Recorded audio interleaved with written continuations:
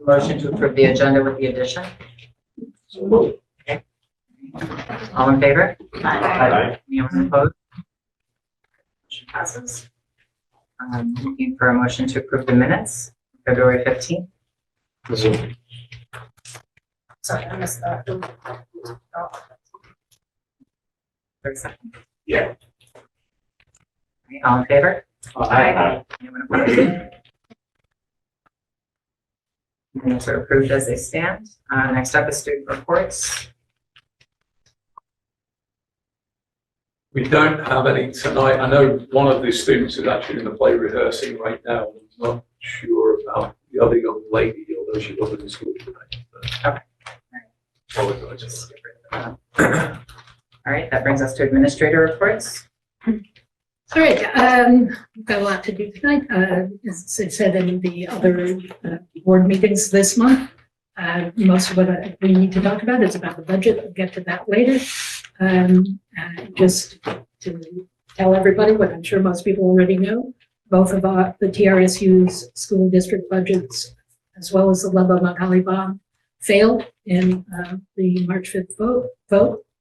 There was significantly higher voter turnout than there was last year. Some of that is about the presidential primary, and some of that is about the concern about the budget, with a lot of information coming from the state. Last year, Green Mountain District had about 700 voters. The budget passed by 415 to 302. This year, we had a little over 1,300 voters, so nearly double the amount. The budget failed by 620 to 699. That's 47% saying yes, 53% saying no, and a difference of a total of 79 votes. Both districts have to reschedule another budget vote and continue to do so until a budget passes. If we don't have a passed budget on June 30th, just so everybody understands how the system works, then we receive money from the towns based on this year's budget that allows the school to keep operating. That would be insufficient to fund everything, even without any changes, because of the raises that go forwards for salaries and the 16.4% increase in health benefits. We'll talk more about the budget in a bit. I did also want to share some of the legislative updates. The House Education Committee is drafting a bill around school construction. We've talked a little bit about that before.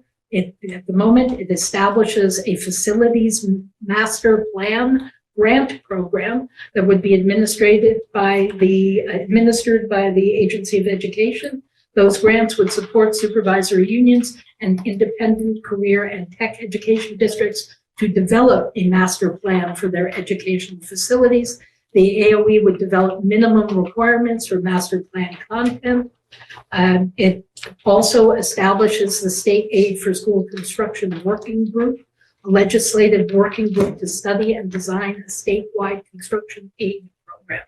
This hasn't passed yet. This is something that they're working on. So we've talked about the state having discussions around trying to create a way for there to again be aid coming for construction from the state. Vermont does not have any at the moment. They're working on it, but there's nothing quick about it. Other things that are happening with the legislature, there is a Senate Ed bill on literacy that, if passed, schools would be required to use universal reading screeners annually to identify students with reading struggles or students who show characteristics associated with dyslexia in kindergarten through grade 3. There were 2 bills around this. You may have heard about some changes in approaches to teaching reading, moving from some things that have been in place for years, using a free queuing system, to something that is more scientifically research-based. These bills that would go towards having that screener have been incorporated. There were a couple of them. They've been incorporated into a single bill.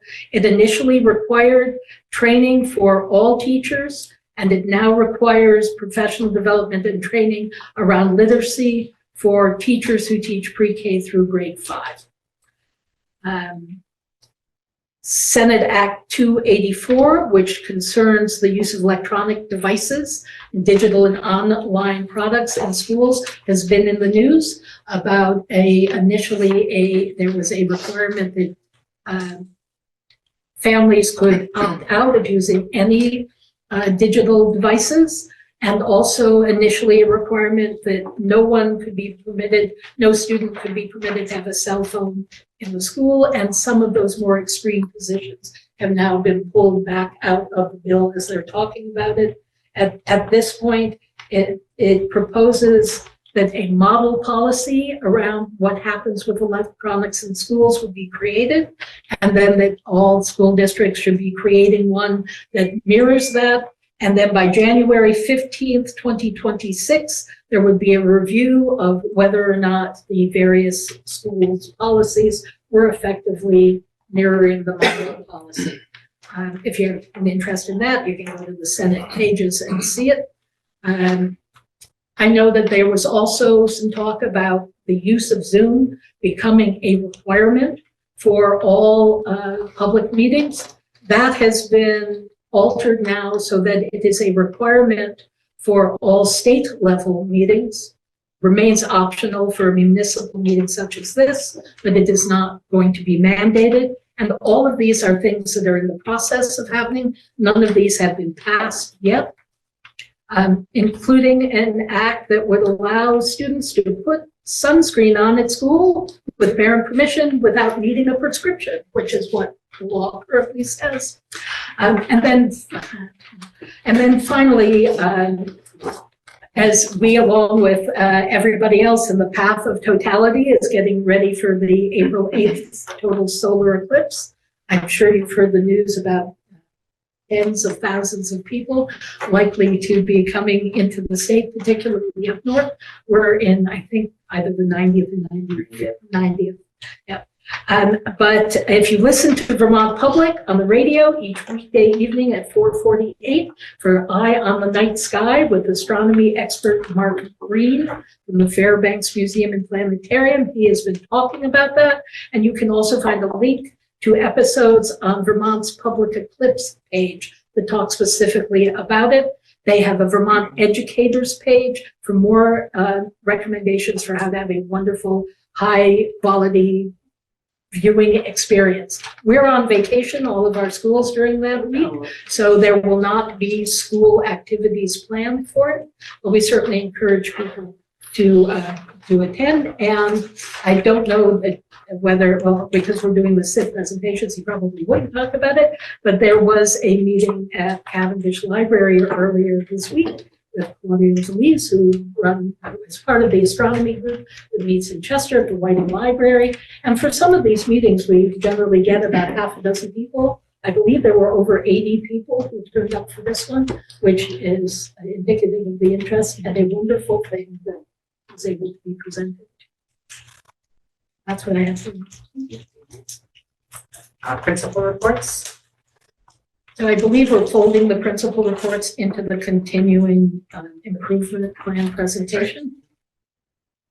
Excuse me, curriculum reports and presentations. And that's the same as the principal report. Folding it all in, okay. Fold it all in one. Lauren, did you want to say something before I get started? So before they get started, the continuing improvement plan, which never pass up an opportunity for an acronym, we refer to as the SIP, is something that all schools do every year. Prior to COVID, it was something that school boards would approve. Through these last several years with COVID in place, it is something that while we will talk about what our plan is, it did not require a formal approval of the plan from the board. So for a lot of you, you would probably never sat through a process of going through the details and asking you then for a formal approval of it. So we're doing this in two parts. What you're going to hear tonight is a general overview of it. All of this information slideshow is available to you in the curriculum folder so that you and everyone else can see it. And then we will be bringing it back to you in the April meeting to ask for approval of it. If you're looking at it and thinking of things that you've had specific questions or ideas of any sort, you would share those with us so that when we bring it back in April, we can move through with asking you to make the approval at that point. One of the things that you should know about this is the reason we have the timeline on it is that our continuous improvement plan is required to be submitted to the state and approved by the state. And that is a requirement for our receipt of the consolidated federal grant Title I funds. So if we want to be sure that we know what kind of grant money we're getting for next year, we need those to be submitted prior to the end of this fiscal year. So even though we have a lot to do, it's important that we have gone through it to hopefully be able to submit it by May. And I'll turn it over to our principals and our curriculum people. Okay, I'm going to just talk through a little bit about the process of getting to the development of the continuous improvement plan. As Lauren said, in the slide deck, there's resources. It's interactive, so you can link to certain parts of the AOE website to learn more. We can just kind of breeze through here. So as Lauren said, the continuous improvement plan is linked to the quality assurance and the education quality standards through Vermont Agency of Education. And it's built on this model that continuous improvement is a belief that all education systems can improve. It's based on implementation science. And this is one of the reasons why each of the public school districts are required to have.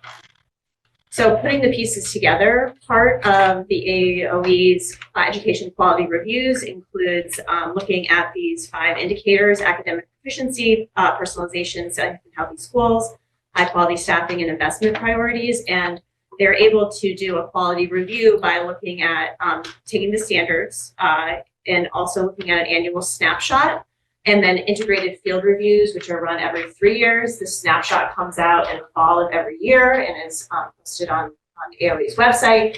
And those help feed addressing needs and recommendations through action planning in the continuous improvement process. So within that, I mentioned the Vermont annual snapshot. And again, these are the 5 indicators that looks at and gives ratings on. There's a document linked here for public frequently asked questions regarding this tool. It's pretty comprehensive, and there's a lot of information that's shared there. The next slide is a link to the Two Rivers annual snapshot, where you can see more breakdown within those 5 indicators, as well as break it into schools to see each of the districts and the schools within the district. So the next part of the continuous improvement process is equity support identification. That's part of our federal Every Student Succeed Act. And so Vermont is unique in the sense that they have an Equity 1 identification, which flags us prior to federal identification in need of supports to reduce the gaps between historically privileged students and historically marginalized groups. I listed on this slide what the state refers to as historically marginalized groups. TRSU, CAES, and GM have a gap in performance for one or more of the subgroups of students. Therefore, their determination as an Equity 1 support, which is really a requirement of this determination, is that one or more of our goals, which the principals will be talking about, address this gap and work to close the performance gaps between the student groups, resulting in a more equitable educational experience for all of Vermont students. So seeing this as an equity issue for historically marginalized students and making sure we're addressing the needs of those students is something that we're really trying to ensuring that we have in our goals. This is a snapshot from the actual equity quality standards. You can see it's from page 14 of what the school board shall approve the plan. And as Lauren said, this is just us sharing the plan with you. The approval won't actually happen until April. That's the plan. So just ensuring that you look at the goals and objectives, the educational strategies, which we will be sharing in April, and support strategies and supports to ensure that the school maintains these aspects of the 5 indicators articulated in the the snapshot. And so just wanting to make sure that you had that. And then Briefly, this process really has started earlier in this year. I would say even at the beginning of the summer, and really starting to do collaborative inquiry in leadership teams, in buildings at the TRSU level with lots of different stakeholders, in order to go surface from the data, data inventory, and then through the data doing a needs assessment to identify priority problems in practice, to do a root cause analysis in order to create SMART goals, and a working theory of improvement, which the principals are going to share. We also want to ensure that we have collaborative inquiry in these stakeholders. So these are the groups that are asked to give feedback. And all of this is based on the shared vision in each one of our schools, that the Two Rivers is committed to guide its students to be adaptable, empathetic, responsible, collaborative, strong communicators who engage in critical thinking and achieve academic excellence. And this is just a slide that goes into the data inventory, the parts of how we robustly went through that, and something that's actually come up since presenting the same process at the TRSU meeting is in April, a snapshot of kind of how we looked at the data in order to get there. So you will be aware of those pieces. Okay. Oh, that's me. So we start with our theory of improvement, and I suspect as you listen to the three principles, our theories will sound similar because they are and should be as a unified group. And so our theories behind our academic proficiency in ELA. If we implement a structured literacy instructional approach that emphasizes highly explicit, scaffolded, cumulative, diagnostic, and systematic teaching in both language comprehension and the word recognition strands of the reading rote that is reinforced by the creation of comprehensive and balanced assessment system, then instructional decisions will be improved and literacy achievement for all students will increase. For math, we're talking about implementing lesson planning, a process that includes structured formative assessment system to ensure equity by providing an appropriate context for learning with layered supports and instruction that is responsive to the needs of all students. And lastly, I'll share with you a safe and healthy schools goal, which is based on the theory that CAES educators will act on a belief that all students can achieve high standards as a result of effective teaching and foster inclusive learning environments for all students. And then all our students will feel a sense of belonging, trust, and safety, and their academic outcomes will improve. Our first goal is in ELA, and we decided to focus on our beginner readers. So it's really focusing on a K2 strand, and it's to improve kindergarten through second grade foundational skills. We're moving towards 95% of our students meeting our spring expectations in our math reading fluency by the spring of 2026. So that gives us a healthy window to achieve this goal.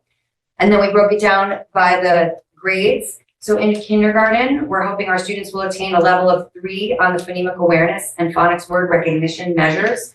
And then in first and second grade, we're looking at an oral reading fluency expectation. So our first graders will achieve it at 60 words per minute, a 95% accuracy. And in second grade, at 100 word count per minute, they would achieve 95% accuracy as well.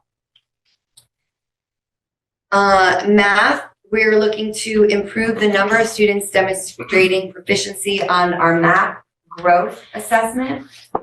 And we're hoping to find a 20% increase per year in each grade level. And here we're focusing on grades 3 through 6. And last but not least, our safe and healthy schools goal. We are hoping to implement our ruler curriculum in our classrooms with fidelity and modify to match our PBIS systems to incorporate the ruler program. So currently we have PBIS in our schools, and we are looking to sort of blend those systems more effectively. This will include our restorative practices between peers, identification of feelings, and modifying students' supports to reflect how they are feeling and how this affects their actions.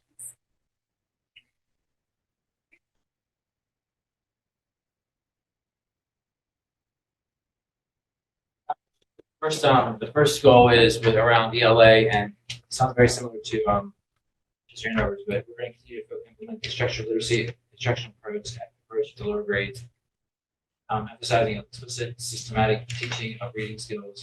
I'm not going to read all of those components of reading skills. And then we're going to review data constantly to look at how students are doing and adjust instruction accordingly to increase in reading improvement, reading achievement. Foundational literacy, focusing on that in lower grades, continue to focus on the monitor those kids throughout rather CTS. In math, our data teams are continuing to look at data to inform decisions around identification of students who need instructional supports, accelerate learning. Educators are going to acquire and apply a deep understanding of educational research related to teaching and learning. And educators are going to inform instructional decisions with sharp focus on student work analysis, looking at student work and also looking at different assessments. A lot of our teachers have wanted to like, got training and allowed for training, and our teachers are really strong. Really want to seek out, and they're really great math teachers.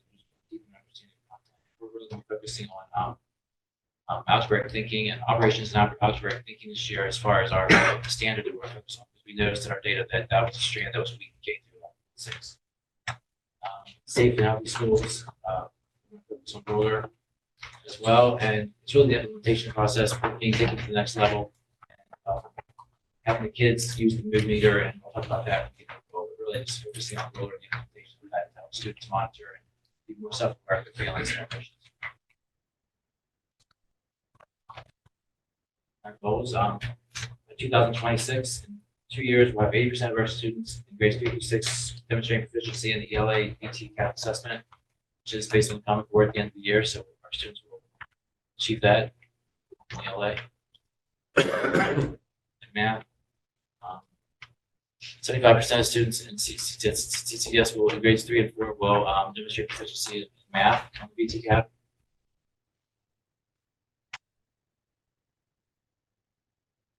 And the last one, the ruler. We're going to collect a lot of data this year on how students feel and using the mood meter, and they identify their feeling and why they're feeling that way, and their level of pleasantness and energy level. In the morning, we do this in the morning meetings. We'll say, kids, how are you feeling? What's your energy level? And they identify that mood meter. How many kids can actually do that and say why they feel that way? It's going to be something we're going to collect based on data, but also the district's going to get us or purchase a screener, use some type of screener at the district level. We're collecting a lot of baseline data this year to see where our kids are at, and then based following your assessment again, see how they're doing, see if they're growing.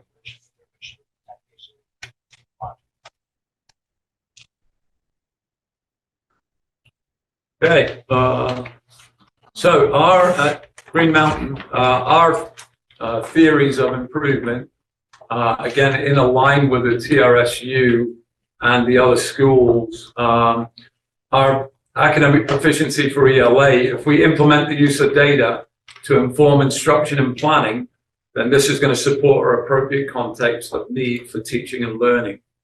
And with layered supports and responsive instruction, literacy achievements of all students will increase. For math, academic proficiency, if we implement the use of data, again, to inform instruction and planning, this will support the appropriate context of the need for teaching and learning. And again, with layered supports and responsive instruction, math achievement of all students will increase. And lastly, our safe and healthy schools theory of improvement, by implementing a universal screener and the ruler 7 through 12, or in 7 through 12, which is the program a lot of our elementary schools are well into right now. In addition to more targeted support as part of our MLSS system, our multi-layer student support, will promote better mental health, social, emotional, and physical outcomes for our students. And goal number 1 is to, by June, so again, it's a 2.5 year progress. So by June 2026, 65% of Green Mountain Union High School and Middle School, grades 7, 8, and 9 students will be proficient in reading, writing, speaking, and listening, as demonstrated by the spring 2026 for Montcalm schools. That's going to be our measurement there.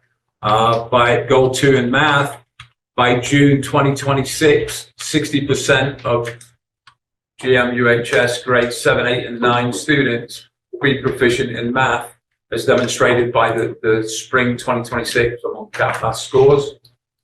And our third goal around safe and healthy schools, we're looking, to measure it with a 10% reduction in student-reported social, emotional, mental, and physical well-being concerns, as indicated in the social and emotional wellness survey and through Snapshot. So, Thank you. And are there any questions?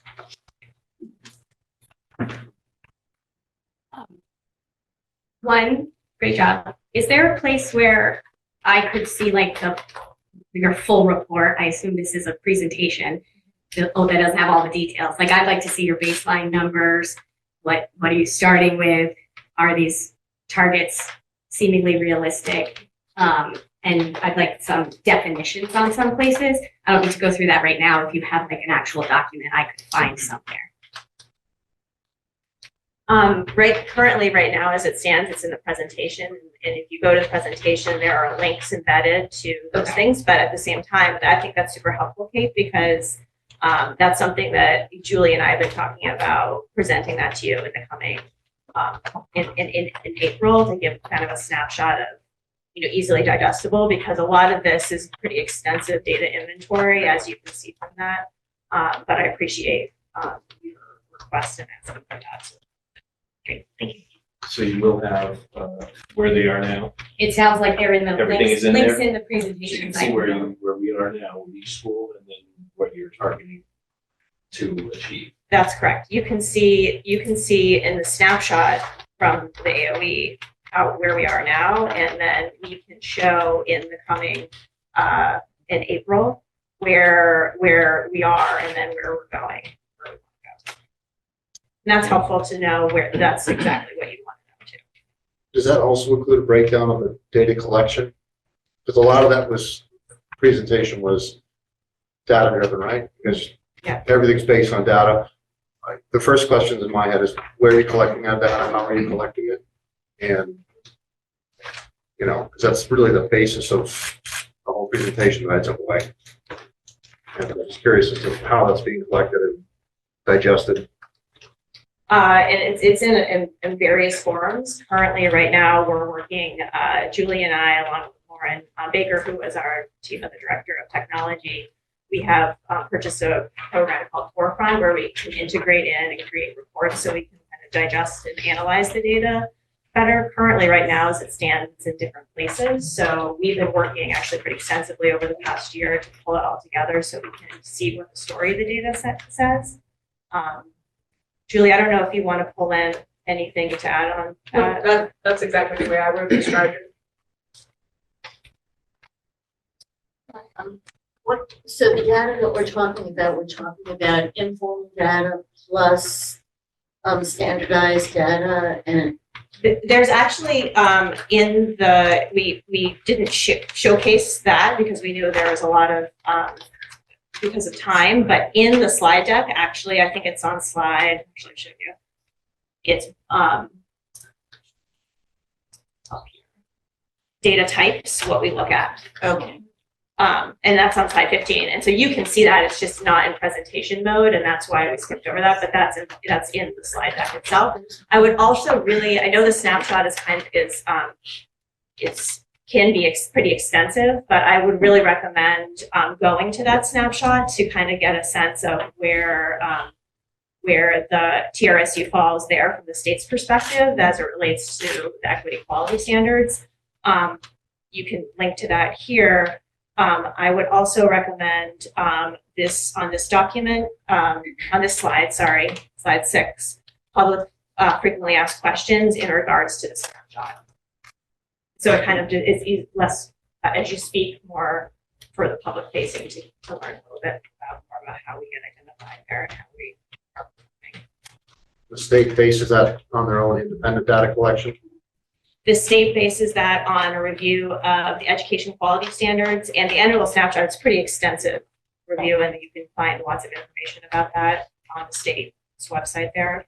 And then they take that as well as the data from integrated field reviews, which are on-site qualitative collection, where they send in teams to take qualitative data around different indicators. Which They run haven't that done every for 3 several years. Yeah. It hasn't happened. How long? They haven't done it since before COVID. 2017 was the last year that they did it. But and I'm going to interrupt you for a second, Emma, the data that the state is pulling for that annual snapshot, it's a challenge to get to the actual raw data piece of it from them. I made some attempts a couple of years ago and never got the raw data actually shared. But it is primarily based on our standardized testing. So Smarter Balance was the standardized test that they based that on up until last year when they gave us a new test. As some of you remember, with no warning, no field testing of it, they just put a new test in, VTCAP, which we now have 2 years worth of data on. Our students, well, we will have, our students are in the process of doing that standardized piece of testing in most of our schools right now. So it's a little hard to do the longitudinal work when there was one test in place. We had COVID years of interruption.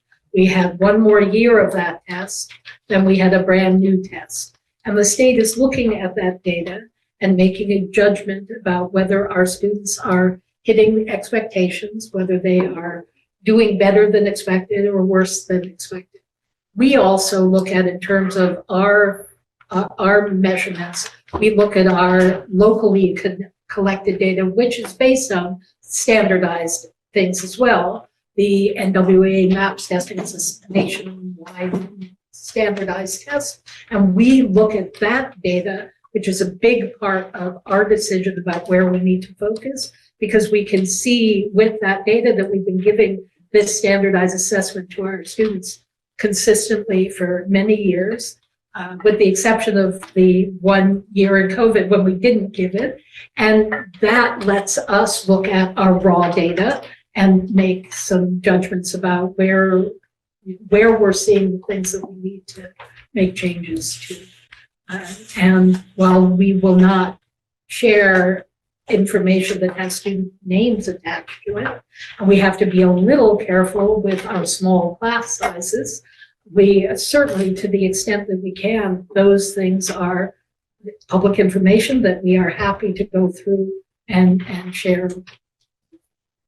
Okay, Lauren, can I just add that if my suggestion would be is start at the snapshot, which is going to tell you what the state sees in terms of the system, and you'll see some indicators that suppress the data because the cohorts are too small in certain places, but you'll see the general idea, and then the document that Emma mentioned has actual numbers in it. Again, some of it will be suppressed because the cohorts are small, but it gives you more specific numerical data, where it's more sort of like, are we improving or not improving on a snapshot? And you can't drill down into the same numbers.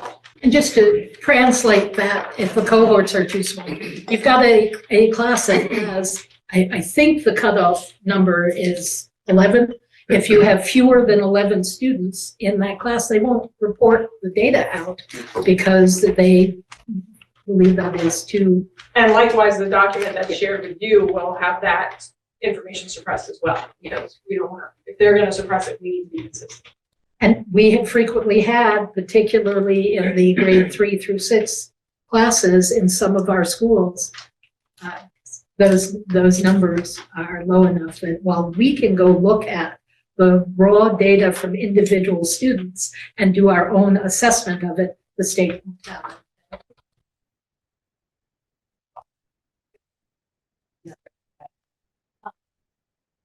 So I think the first part of my first question was about data. The second part was about definitions of things. And I'll give you an example. I don't know what more targeted support means in the last, whatever the social emotional goal for GM was. Will I find that in links? Like, will I find more detail on kind of your actual plan? Yeah, that's good question. So, we are currently working on strategizing with the state to identify evidence-based strategies that say, if this is based on research, this strategy for change is going to really help create the biggest, first of all, affect more learners, so we can rise up those marginalized groups. So we are working and will include those specific change ideas that we are going to be doing. And of course, it's a continuous process. So we're in a cycle of continuous improvement. So every 6 to 8 weeks, we look, okay, how are we measuring the goal and what do we need to change? So those change ideas will, change after 6 to 8 weeks, potentially, or maybe not, but we'll have that analysis, those ideas for you. Okay. Yeah. More questions, thoughts? Yes, so you're looking for thoughts and feedback from this board as well, as TRSU? Is there like a deadline that you'd like that information by? I would say probably about a week before the April meeting. And we'll be presenting this again to you at the April 18th board meeting. So it would be great in case people are bringing forward things that lead us to want to make adjustments to the plan. It would be nice to have that at least a week before we present it to you. Okay. All right. Next item is TRSU Facilities Director report. Good evening, everybody, and welcome for new board members. Got quite a bit to talk about. So overall, your school is in pretty good shape. I think I reported last time that ESSER, we're going to use some ESSER funds to buy filters for our air handlers in all the schools for a year. So that's good news. That'll improve our air quality. Ms. Leith and I, the assistant principal here at Green Mountain, spent 14 hours this week at a FEMA-sponsored crisis management seminar. It was extremely eye-opening and disturbing at the same time. The guy that did the seminar is ex-military. He does this nationwide and enlightened us to a lot of things that could happen in our schools. It's unfortunate, but it's the world that we live in now. So her and I will be talking at the next principals meeting to improve our emergency operating procedures at each school. And we have some good ideas that the schools can put forth to help improve safety. Individually at our schools, start with Cavendish. Cavendish is moving along well. We got some good news there. We've offered the 6th graders in Cavendish this year because we've got transportation issues in years past. 6th graders are going to be able to come and participate in track this year at Green Mountain. So we're going to send a bus there and pick up the Cavendish kids that want to participate and come back and participate in track. The Chester Andover kids do as well. We're facing some power top issues. I wouldn't normally tell the school board about that, but it's a lot of them. They're all the same age, so they haven't been replaced, but they're all going at the same time. And with a stress budget, it's not an emergency yet, but it's costly. So it's gonna, the power tops. It's what controls the heat that regulates how much watt. Yeah. We had to replace a circulator pump that seized up in the boiler room. That's going to take a hit on the budget, right? Uncontrollable. This happens. After the budget passes, we're prepared to move forward with the painting project there. Anybody that drove by it sees that the soffit's falling down and the building needs to be repainted. We're prepared to move forward with that. The playground, we have a couple of things. Jen Harper and I have been trying to get a hold of the playground company. We finally did. The gentleman had some personal issues he's dealing with. We're getting nervous. We hadn't heard from him all winter. Sounds like we're going to get those things tied up. There's some loose ends of that. So it sounds like we're going to get that tied up. And Tony is working on the fire marshal's safety report. So each school has that. Each school is pretty good shape. We're going to get worse as we go along with the fire marshal report. Chester Andover, the estimates for FEMA are done for the additions on the school. Cheryl and I have been talking to our liaisons for FEMA, and it sounds like we're going to get some money, but we don't know how much.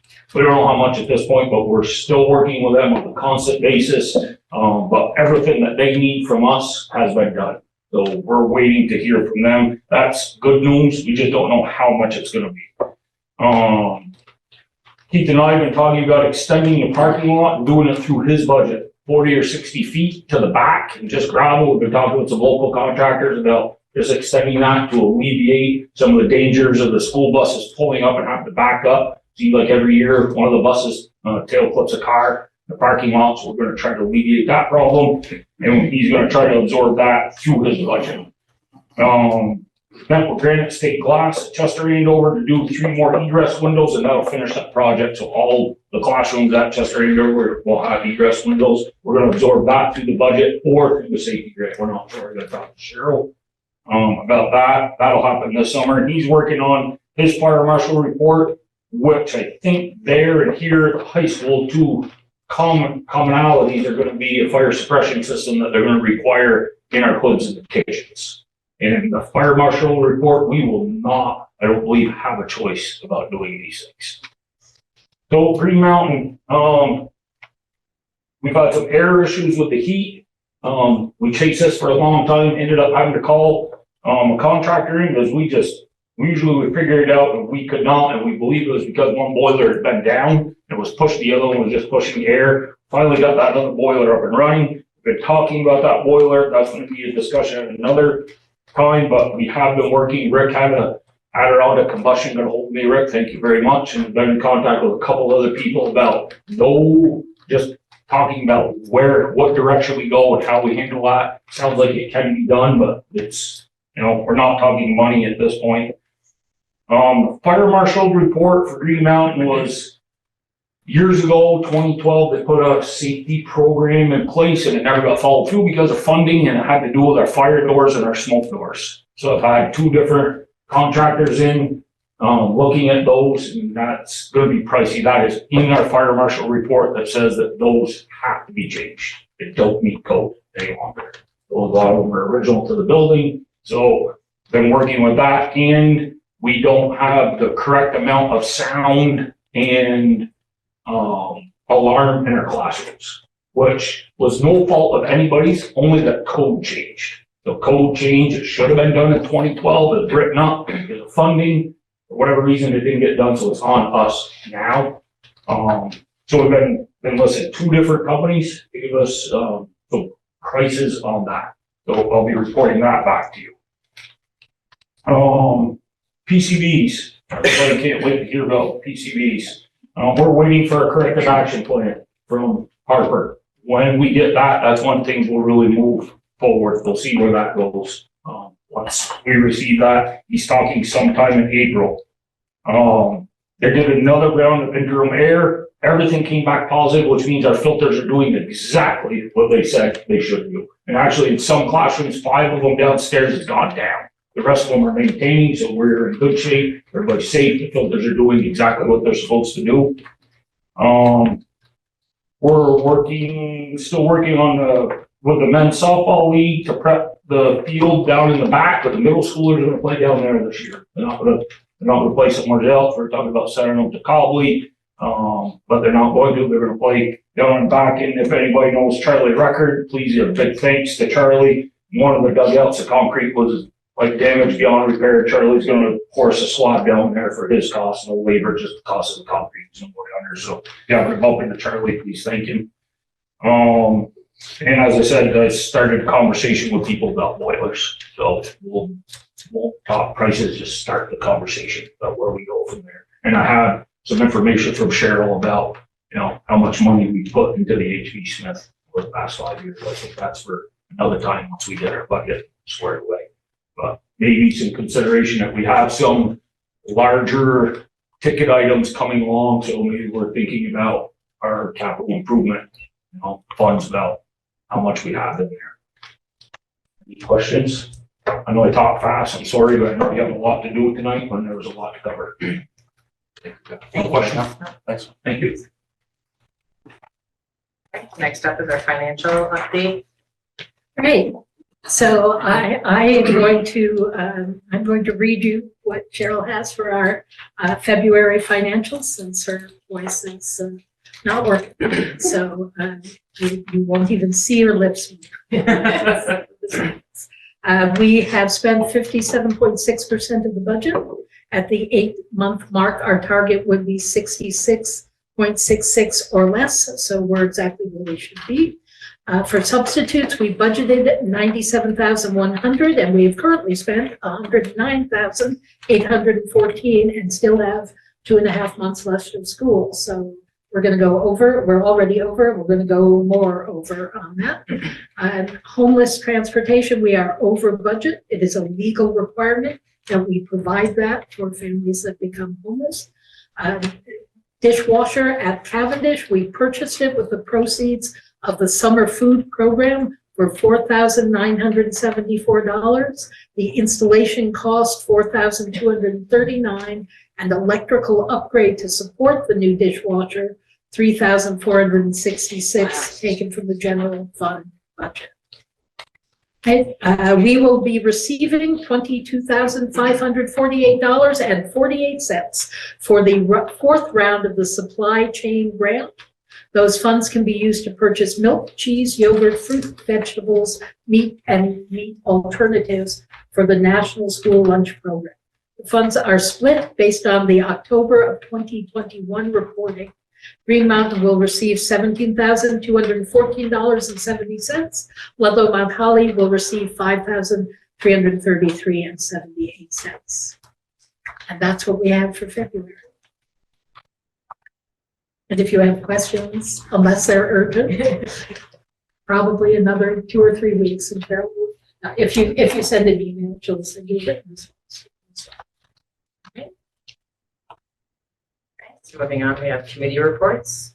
Okay, so, ROTC, we had a presentation from Information Technology, which was really very interesting. They're doing a lot of trying to bring in middle schoolers to understand some of the things that are available. And the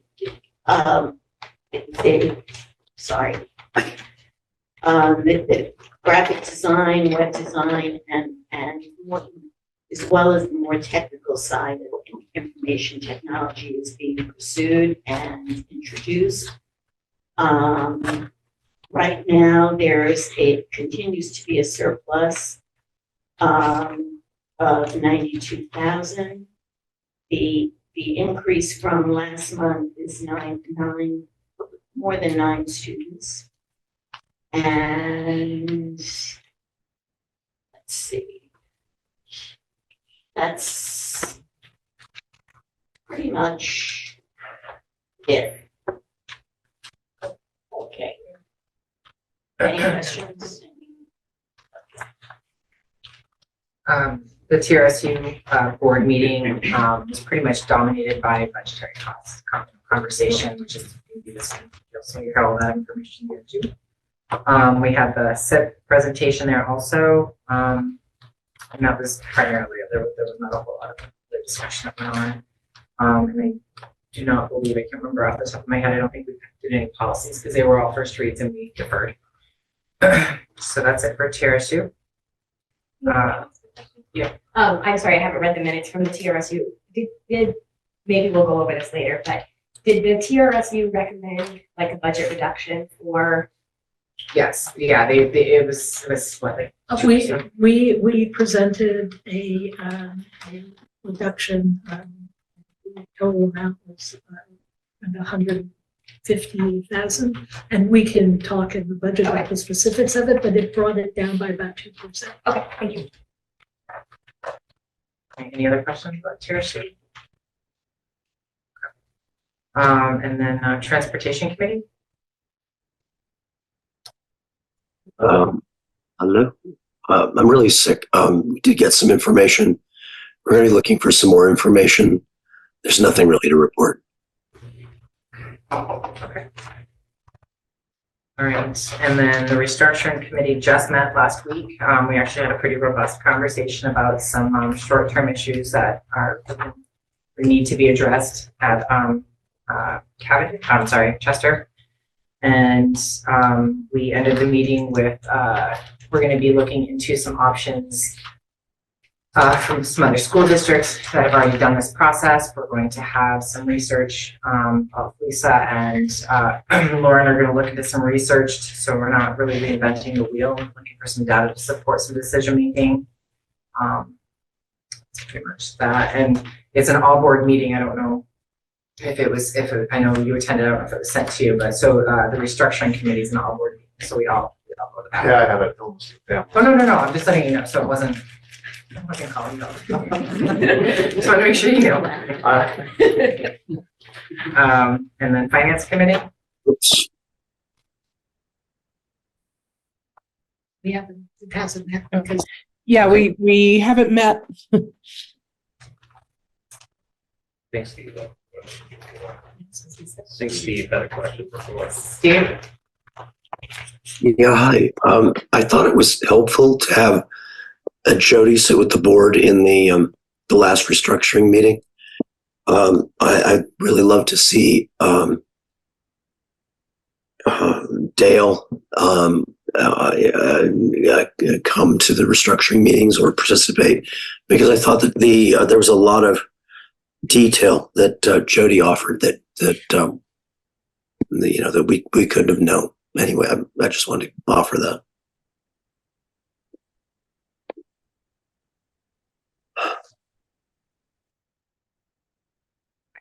So is there any discussion about the committees, questions? Moving on, we are going to get into the budget discussion now. All right. I will put up some of our documentation here and we will talk through the proposal for some reductions that we will put in front of you.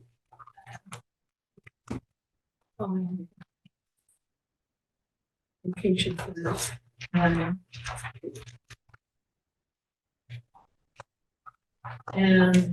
oops, I'm okay there.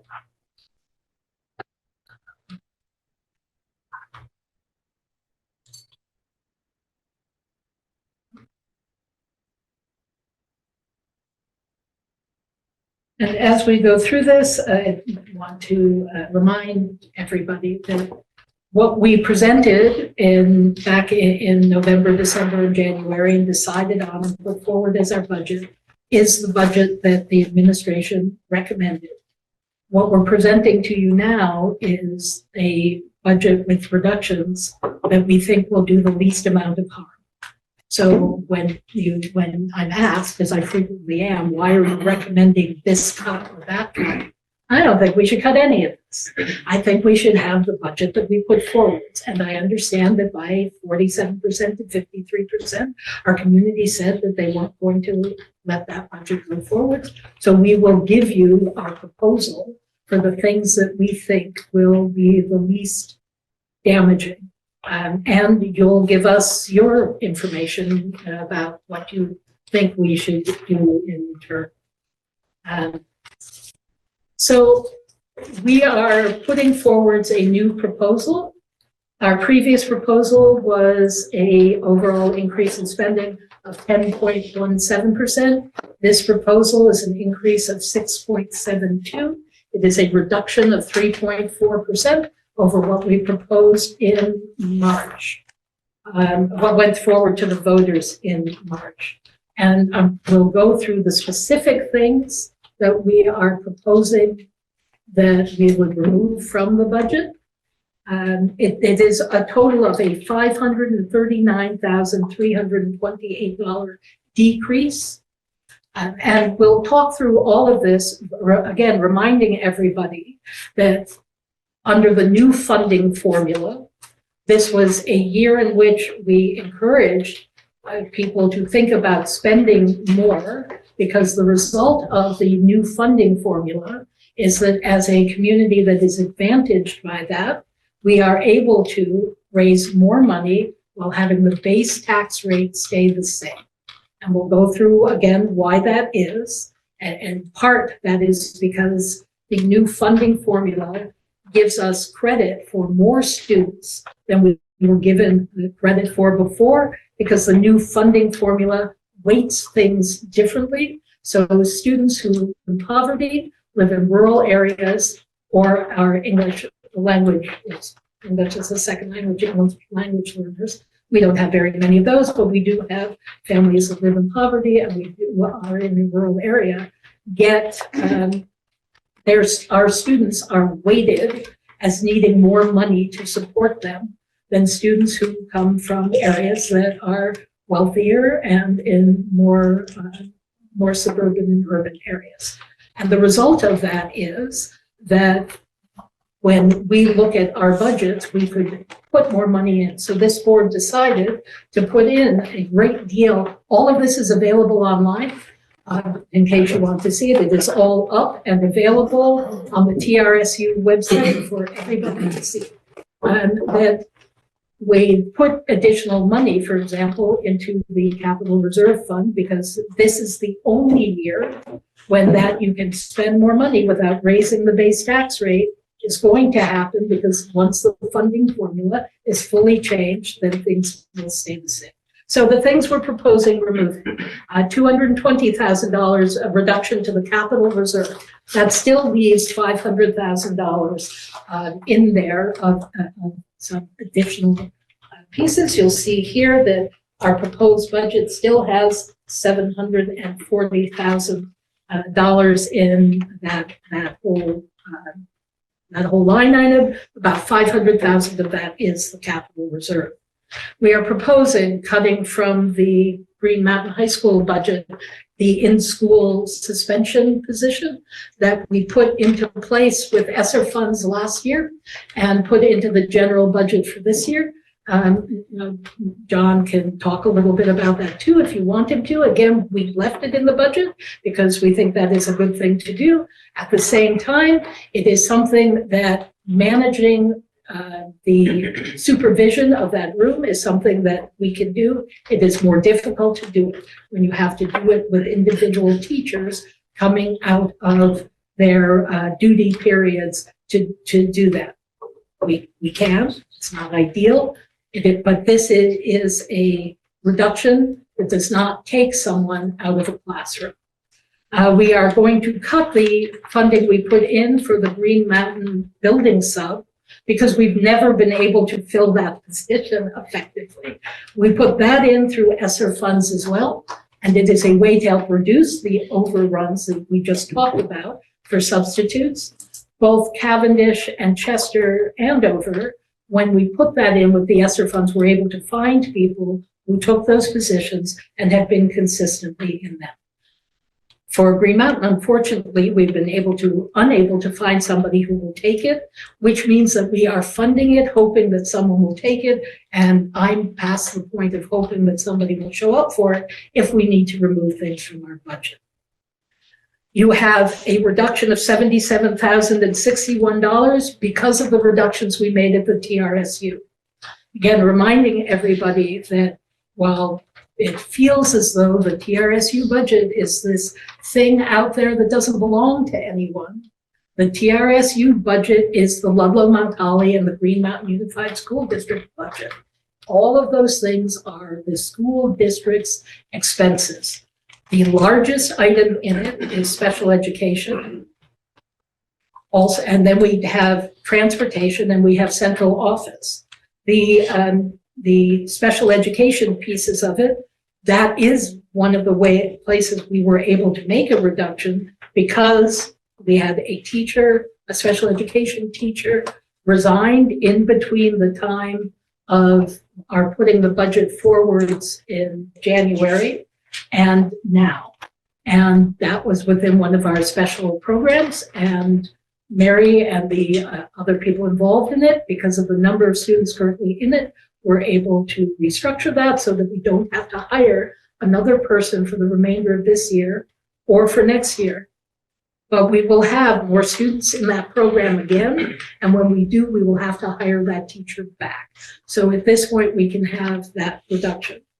Beyond that, what is in there, we talked about this at TRSU. It is of the things that we cannot touch, which is most of the TRSU budget. The things that are left are the salaries of the central office employees who are not faceless people who have nothing to do with how you run the school. It's your business manager, it's your tech director, it's your curriculum director, it's your superintendent, your special education director, whose salary is in mostly through special education. And it is the people who answer the phone, our HR person, our payroll person, all of and our curriculum people. If we put those numbers into a budget and said, do you want to pay 70% of your business manager's salary? I'm thinking most of you would not say, no, that's a TRSU stuff. We don't need that. So this is the reduction we are comfortable with, and from the TRSU. The other things on our item, we had benefits change for a couple of state level things around unemployment rates. We didn't make this change, the state did, but that reduced some of the benefits that are available by $11,826. We proposed for the TRSU and for Ludlow Mount Holly, and Wilford here as well, we do a contingency for salary raises for people. For our bargaining unit employees, we don't control that. The collective bargaining agreement sets those. We generally give our non-bargaining unit employees a similar raise each year. So we budgeted for the contingency for all three of these budgets at the 4.75%. That is what our bargaining units are going to get. And we suggested that we reduce that down to 4%, which is still a healthy raise, but it brings down things a little bit. And in this case, for Green Mountain, it will bring things down by about $10,138. That is still in as a cut for TRSU. Ludlow Mount Holly, at our meeting with them last week, they put that back into the budget for their non-bargaining unit employees. I am also proposing, and again, want to be clear, that we put this into the budget to begin with. So I would not be suggesting that we remove it, but with having to reduce some things, we have a 0.5 FTE STEM coordinator position. And that was put into place by this board about 6 years ago. That is a position that with COVID, we did not make as much use as we might have. The primary function of it was to create a plan so that we would be able to put more STEM STEAM things into our elementary and middle school. And last year, that employee did a wonderful job of getting that done. Waiting for that for a while and put her on it. She did a beautiful job of it. And we are focused on language arts and math and implementing a new language arts program for K-6 and new math instruction. And we do not have the bandwidth to add another layer for our teachers of. We're also going to implement new things for STEM, not next year. I think we will be ready to do it the year after, which is why I was happy to keep this position in place. She helps with coaching, things like that. It's a good thing to have. But if we have to talk about what are we cutting a position that we are not going to make full use of until we can implement the program in 25, 26.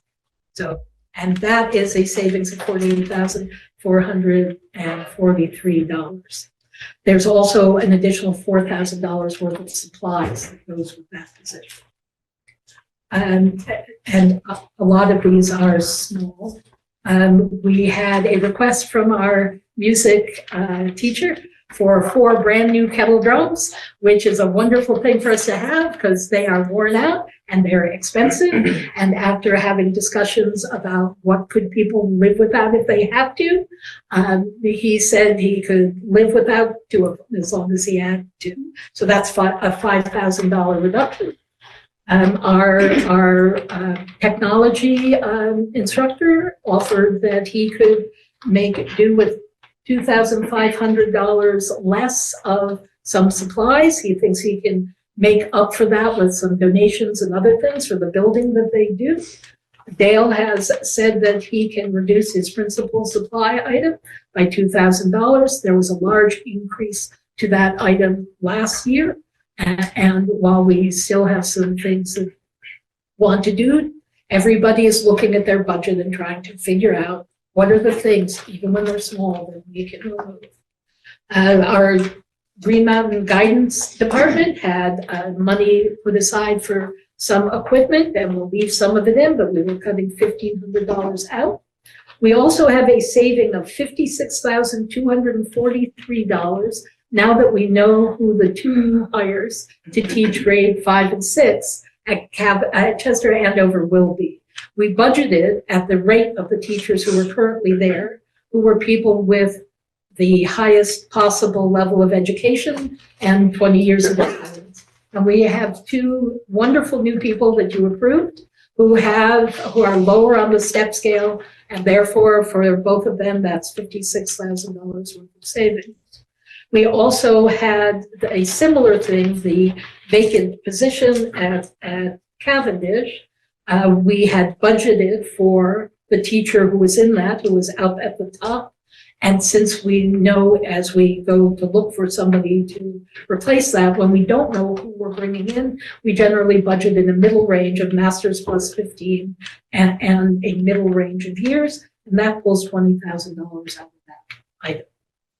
Now, just in full transparency, anytime you go through and you look at things, you discover many things we could reduce, but also things that we forgot to put in. So we had inadvertently left out the $2,000 for professional development that one of our principals, all of our principals are entitled to it, but it was left out for one of them. So we have to insert that back in. And we also inadvertently left out the $650 that was requested for PE supplies for the teacher at Cavendish, so we're putting that back in. It was entered incorrectly when we went to put it into the unit. So those are the things that we're looking at eliminating. Like you said, that is a reduction of 3.4% over what we put forward before. If you ask me whether I'm recommending all of those cuts, I think we should keep everything in. But I think these are if we have to make reductions, these are the best places to do that.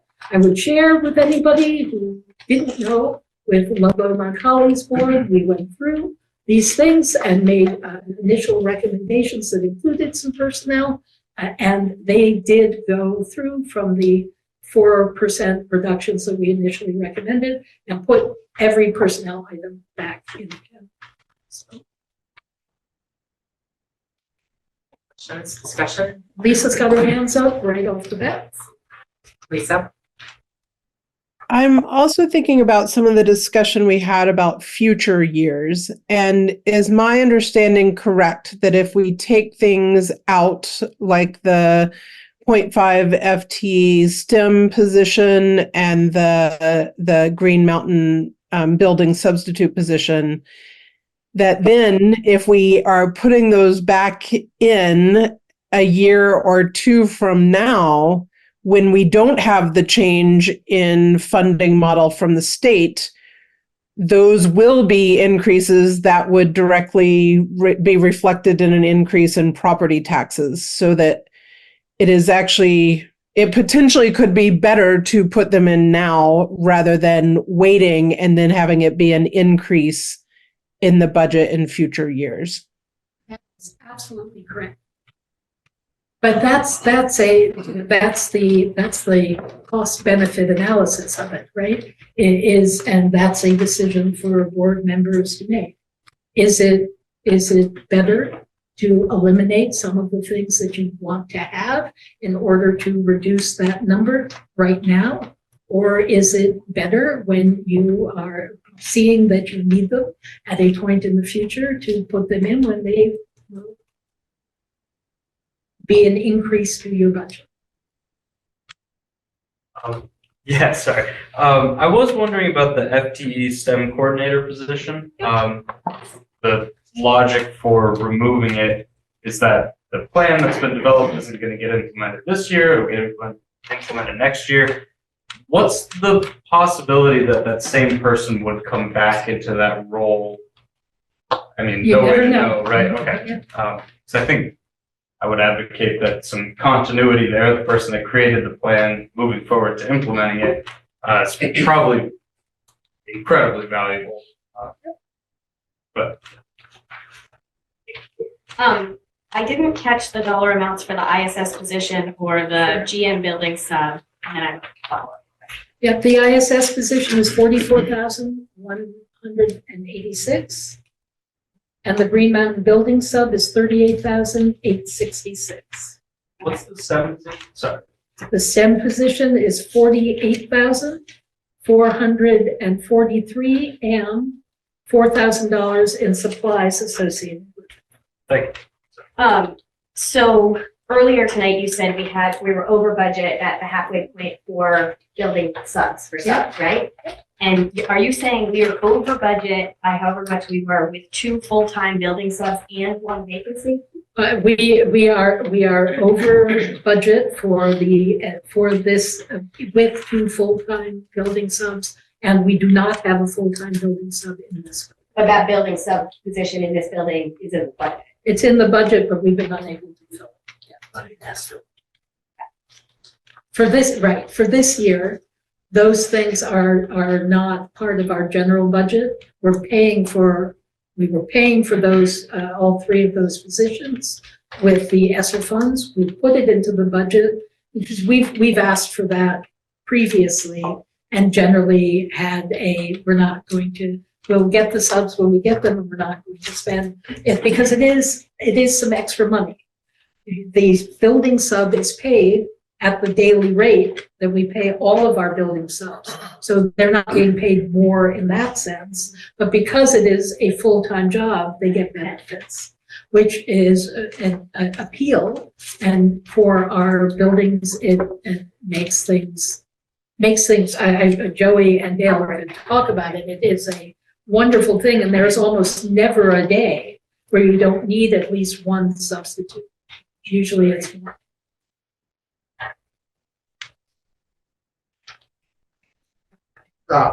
When we intend to present the altered budget, potentially have a vote on it? So that's the perfect question, is that happens hopefully as soon as possible.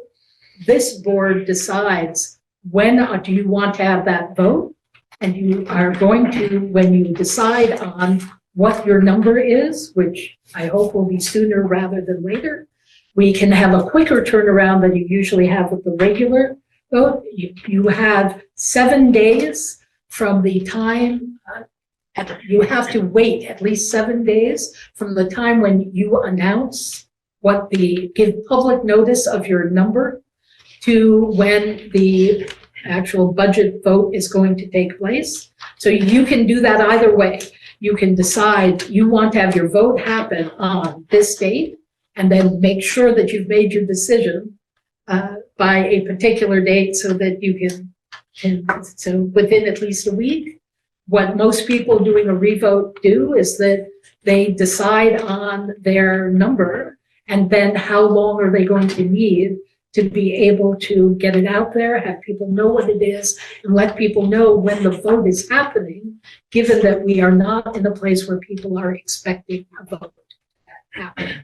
So you all get to make that decision. Okay, and then maybe that's down the road further, but my other thought is, how do we communicate this to people so they know what they're voting on? Yeah. Because I got the feeling that there was a lot of no votes just based on what was presented in the media, that your property taxes were going to be astronomically high. Absolutely right. If you didn't really dig in and do your homework, Yep. you wouldn't have known what you were voting on, Yep. really. So Yep. we So don't have a date yet, but I Yep. think we really need to put some energy into presenting this to the public effectively. that's Listing that. everything that Cheryl Scott on that. Yep. Appreciate what you've done. Yeah, we can, and we struggle with this. That we do this at these meetings, we put that information out on the website, we try to get people to come, We share it with all of our families and staff, and our board members go to select board meetings, and we put it out there. And it is still, we still hear from people when they show up to vote, oh, I had no idea. So we're open to all suggestions to try to make sure we get it. So we send out information to our families who have students here. We put everything up on our websites. We record our meetings. Okemo and SAPA TV record our meetings and put those up on their websites as well. And it said we had, I know Lisa spoke to the Cavendish Select Board. We have people who go to the select boards and talk with them. And that's where we've been with it. And we can certainly do more, and are glad to have whatever the suggestions are for doing more. For us, we can provide information and explain. We can't advocate, which is true for all of you when you're wearing your board hats. You can't tell people they should vote yes, but you can explain what all of these things are. And the more people who come to our meetings and understand what we're doing and then share that information, the better off we are.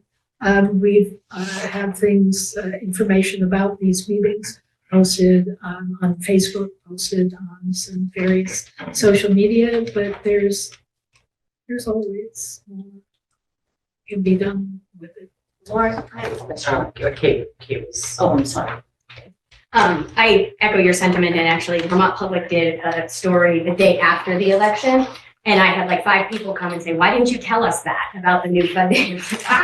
So I agree, we have to tell people, and I actually think that is our #1 strategy, not drastic cuts to the budget. So I would propose that, like the Mount Holly board or Ludlow Mount Holly board, we put back in the personnel, and we also put back in, we make the contingency for the increases the same. Non-bargaining and bargaining are both 4.75. I never like those to be different.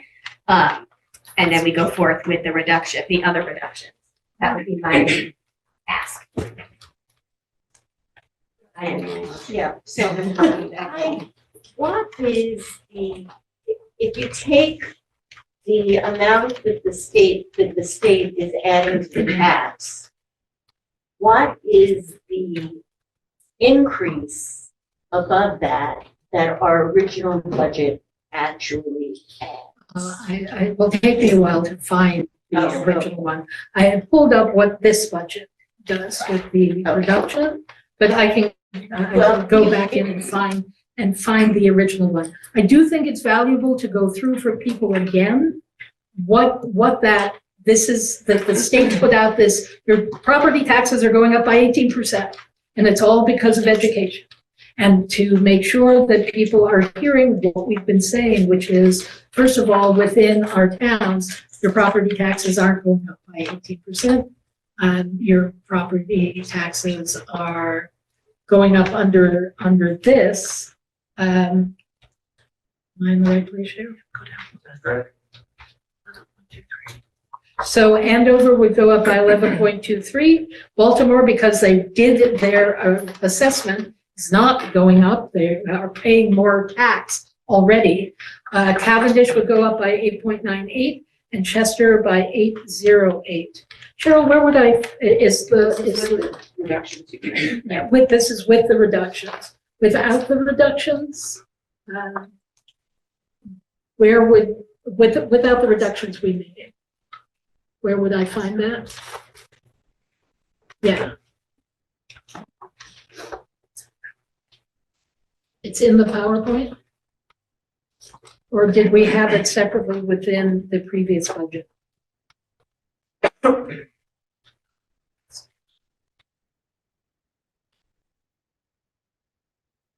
Is it in this one? And this one. This one.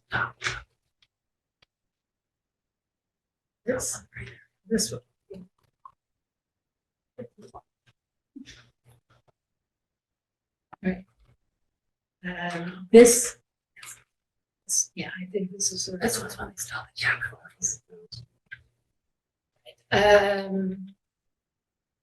So this would have I have to go over the projected, tax increase for Andover, the way everything stood, was 21.25. For Cavendish, 18.79. Is that right? Those seem very high. Okay, so that's not right. Oh, that was before they, right. Before the state adjusted things, yes. My goodness. But I have to come back out of that folder. No, I don't. No, I don't. It's in here. I believe you. But I can't get it down.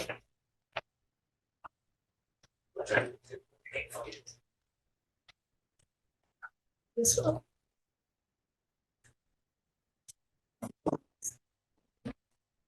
That was from February. And we're looking for.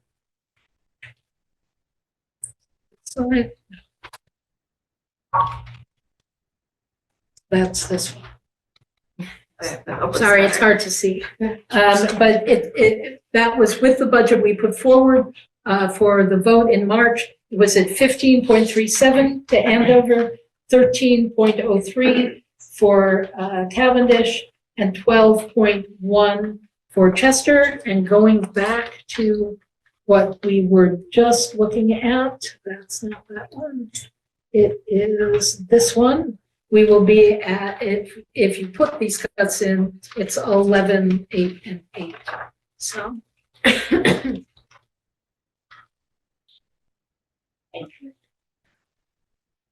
And you can, you can also tell us, depending on where people are, Ludlow Montgomery left in the cuts that did not involve staff.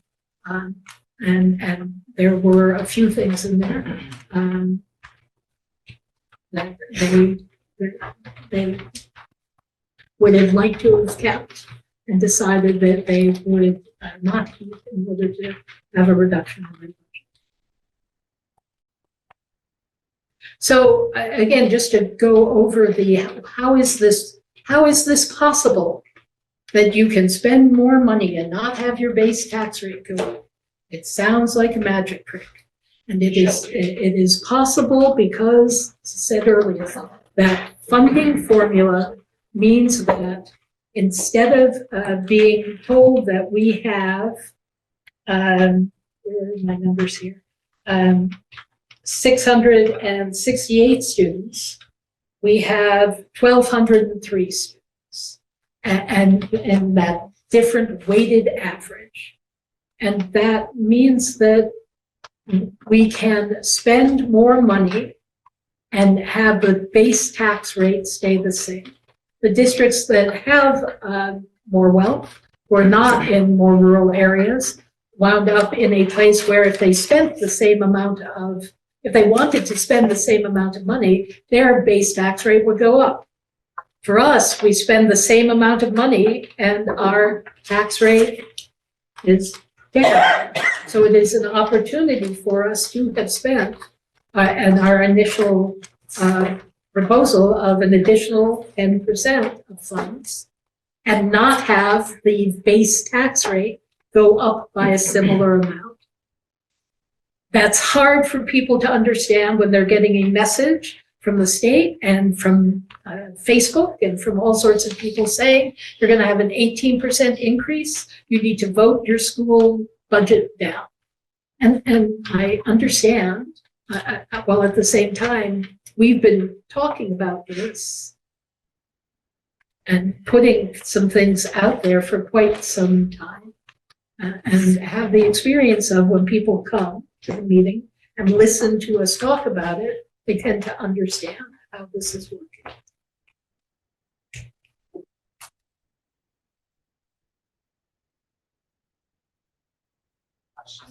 I have one question about your STEM coordinator. Does that person actually teach a percentage of the time or all focusing on data? She can provide some coaching and she will do some demonstrations sometimes, depending on what teachers have asked for. But her job is not to teach.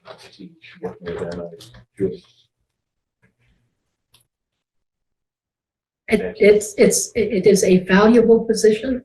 Again, in my opinion, it is not something that we have to have this year. I would say that when we're ready to implement that plan, it would be good to have somebody to help our other curriculum coordinator people to help to implement. But given where we are, it's hard for me to say that that was a necessity when I'm being told that I need to find ways to make reductions. Understand. So I will not be unhappy if you want to put it back in. Any other questions? I have a question, actually a couple. The first one is for the Chester and Cavendish principals. For the subs that are being used, do you have a staff member out every single day, or are they being used as supplementals? They're being used every day. I mean, I have like 30 teachers and 20 paras. So somebody's out every day. Okay. Is that the same for you, Dale? And John will tell you that he's got, and Kate, that they have somebody out every day as well. We just can't find someone to take the position. No, I think what I was just trying to drill down is if they were being used as teachers or being used as something else. That's what I was trying to figure out. And it's nice to have the continuity, so it's someone that you know, and so if several people are out, you can say, if this is the sub with the most knowledge of kids and routines, we're gonna put them in the most difficult spot of the day. That makes sense. Kids know the person. Kids know the person, kids are very attached to this person. And then in regards to the GM school suspension position, since is that someone that's physically here right now? Yes. Okay. Because we funded it, we didn't budget for it for this year. It's not a position that we've had, but we had ESSER funds that we could use in order to do that. And again, it's not a bad thing to have. But if you have to cut, if you have to cut something, that I would go there before I would go to a classroom teacher. Personally speaking, and I as this coordinator, you get more out of in-school suspension than you do out of school suspension. Out of school suspension is a vacation for a lot of children. So being able to keep them in school is beneficial. Well, and we work to avoid doing out of school suspension. So we're really trying very hard to make sure that if we have to remove kids from the classroom, that they can be. For the Green Mountain Building sub position, how does that being in or not in the budget relate to us being over budget on subs for this year? Is our projected budget for additional subs for next year going up to compensate for what we're experiencing this year? Or has that been factored in? So at the moment, since we haven't used that salary, when we say we're over the budget, we are not saying, and we haven't used what was in the salary piece, that we could apply to that in order to reduce that. And when we get to the end of the budget season, is that accurate? What? Yeah. So at the moment, we have it paid for through the grant. So it's not in our budget right now. So we could use the grant money to reduce the overall sub place. If we were in a place where this were a position that we had contracted for and we couldn't fill it, you could then shift that money in to cover the sub overdraft? No. Cheryl's telling me I'm off. Because they're different lines, and it's a different way of looking at it. And the difference, as I said, the difference in cost is the the daily rate that we're paying a substitute will be the same. But for that position, we also include benefits.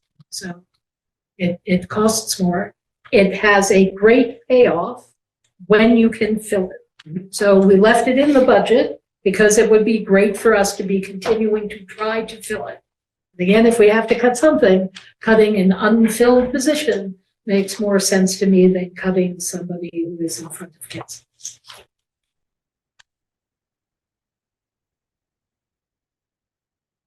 Questions? I have another one in regards to the principal supply. What is that?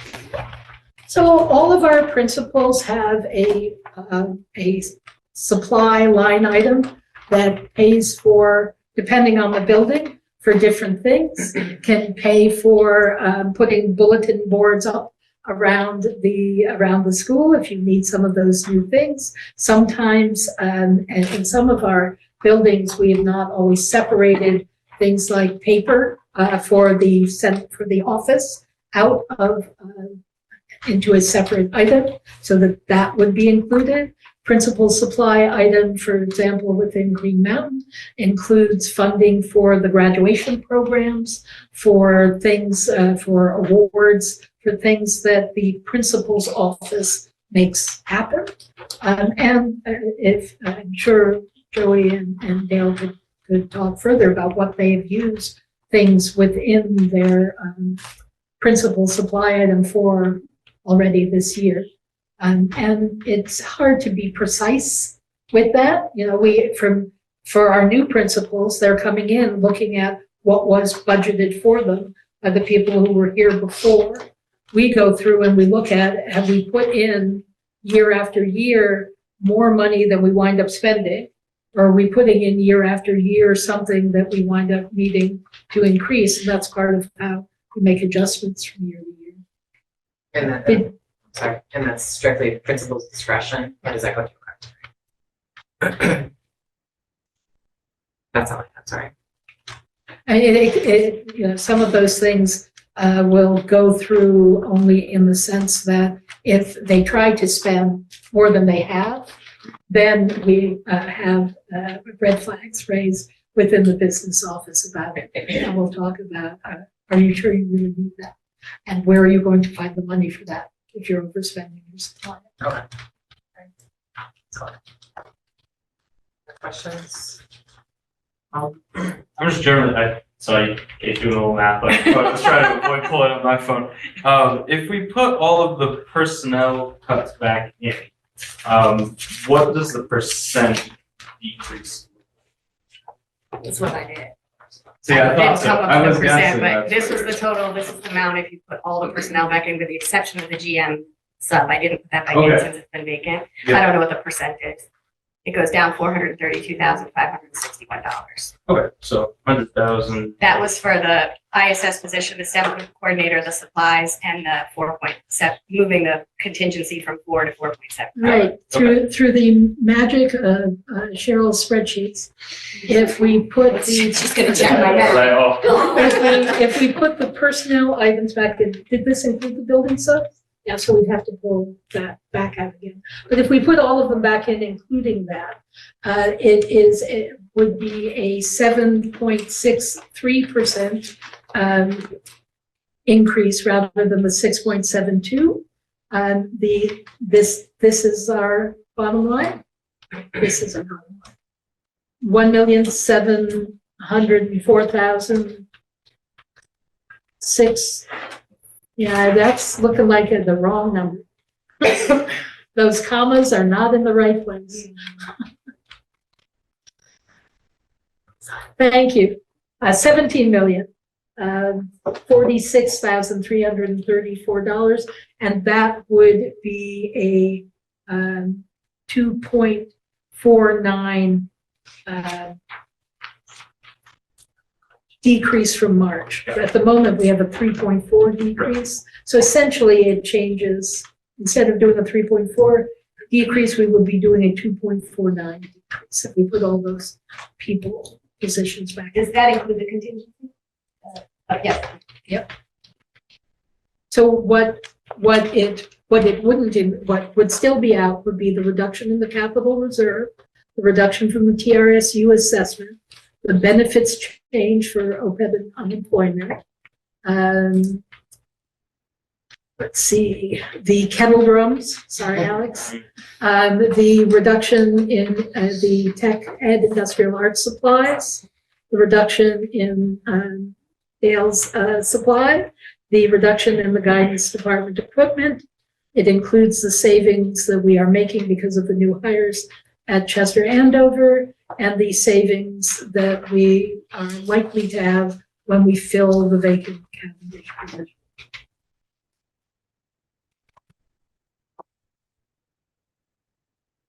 This evening, you're looking for a vote from this board to put forth budget. I would, ideally, we would like to hear that you are happy with that number and are ready to move forward, subject to the TRSU board having approved that. Because if the TRSU board is going to make adjustments again when you meet next week on the 28th, that will change the number. My hope is that we're not making any more changes to that, but that's up to the TRSU board. What we really want is to know whether this is where you want us to land, because if you want us to be doing other things, then we need some specific information about it from you. I'd love it if you want to vote and say you think that's great. Yeah, we would still have to go through and officially sign the warning, which you'd have to schedule another meeting for. And this, again, the sooner we do that, my hope is, just one more thing for everybody, is that each district can set their new vote whenever they feel like it. It will be better for our communities if we are not trying to tell people that Lower Mount Holly is having a vote on this date and Green Mountain is having a vote on this date. We have people who work in both districts and have kids in both districts, and it would be great to have everybody decide. Lower Mount Holly is essentially waiting for the TRSU budget to finalize, and then they're going to be ready to do that. So as soon as Green Mountain is clear, and the sooner we can do that, the sooner we can start spreading the word to everybody. All right, so does someone want to make a motion? I'll make the motion to approve the first budget, Lauren put forward with the 6.72% increase. Reduction. I think it was a 3.4% reduction, Reduction, right? yeah. It Oh, went from it was an 1.7 to increase of 6.72. Okay, so could you state that again? I move to put forward the first budget Lauren put forward. We had a 3.4% reduction. It was 16,900,701. Is there a second on that motion? You need a second? I would second. Is there any discussion on that motion? I guess I would just say that I think it would be ideal to try to put those positions back into the budget. So go with the lower decrease, saving personnel and turning our attention towards education to the community and seeing if that helps. And certainly if it gets voted down again, then we would have room to make some other reductions. But judging by kind of the community members who have come to me, they just did not understand the new, I don't know what's called, formula. And when they got more information, it was kind of like, oh, and I didn't talk to that many people, so it's not a very good study, but that was just my experience. So I would ask that we vote no on this and we put those positions back in with a slightly lower reduction and do community education. Steve, who I know is not feeling well, put into the chat, but I will share with you that he agrees. I'm sorry, I just have no voice, but thank you for reading it. Yeah, he agrees. Let's put people back in. I think I would agree with that. Perhaps not the unfilled full-time sub position. I think if it's something that's been in the budget and we can't get someone to fill it, doesn't make sense to have the community have to see that number and think about that. But I do think giving people the raises they're entitled to and not firing everyone is a good call. Okay. Lisa has her hand. Lisa? Yeah, I also am support of going with the smaller rather than the originally proposed cut. And one of the main reasons for that is thinking about next year, that I don't want us to kind of preempt and hamstring a lot of the conversations that we're having about restructuring and how we might move forward by cutting things now that we will not be able to, that I feel we will not be able to put back in later. Any other discussion on the motion to move forward with the original proposed budget? So I think we can do two things. Jeff can either amend the motion or we vote on this motion, and if it goes down, then we reassess. So does anyone have a objective or preference? Would you like to amend, or do you want to It vote? sounds like a majority wants to go with the lesser reduction, so I'll amend Okay.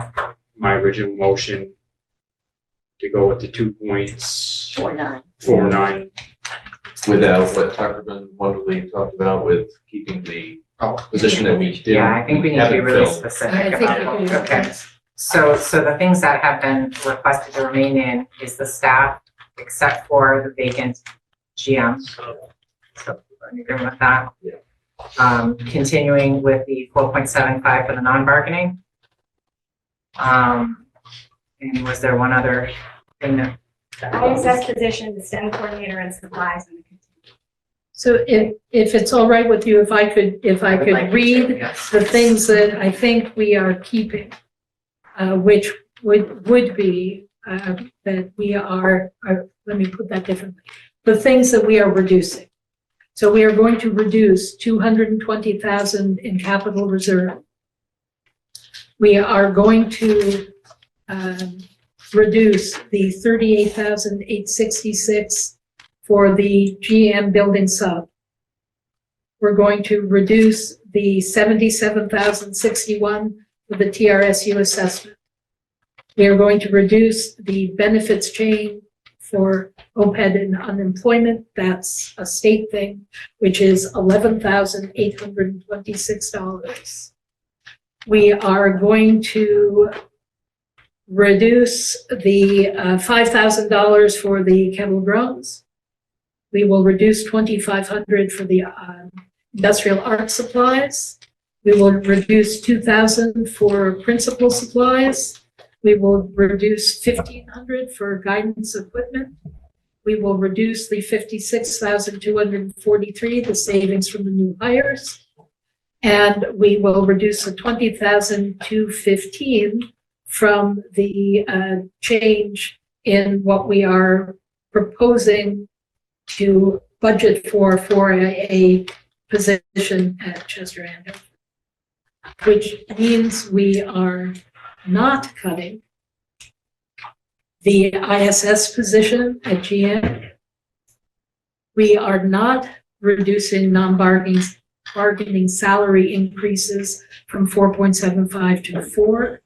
We are not cutting the 0.5 STEM coordinator position or the supplies associated with that position.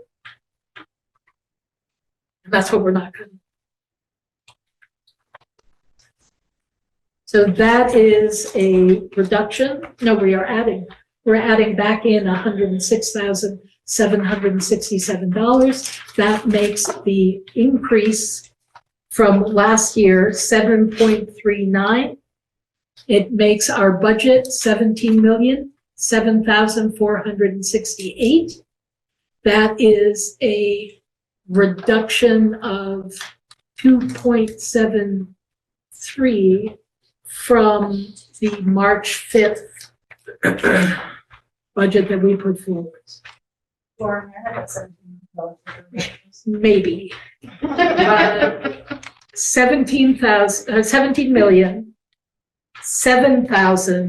17,007,468.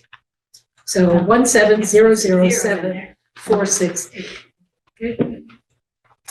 Is that what everybody thinks you're voting on?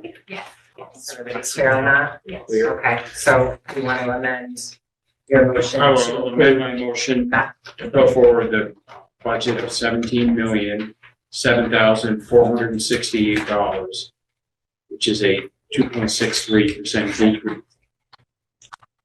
2.73. 773. If you've got the number right, that's all we're doing. Okay, just the dollars. Okay. All right, is there a second to that? Yes.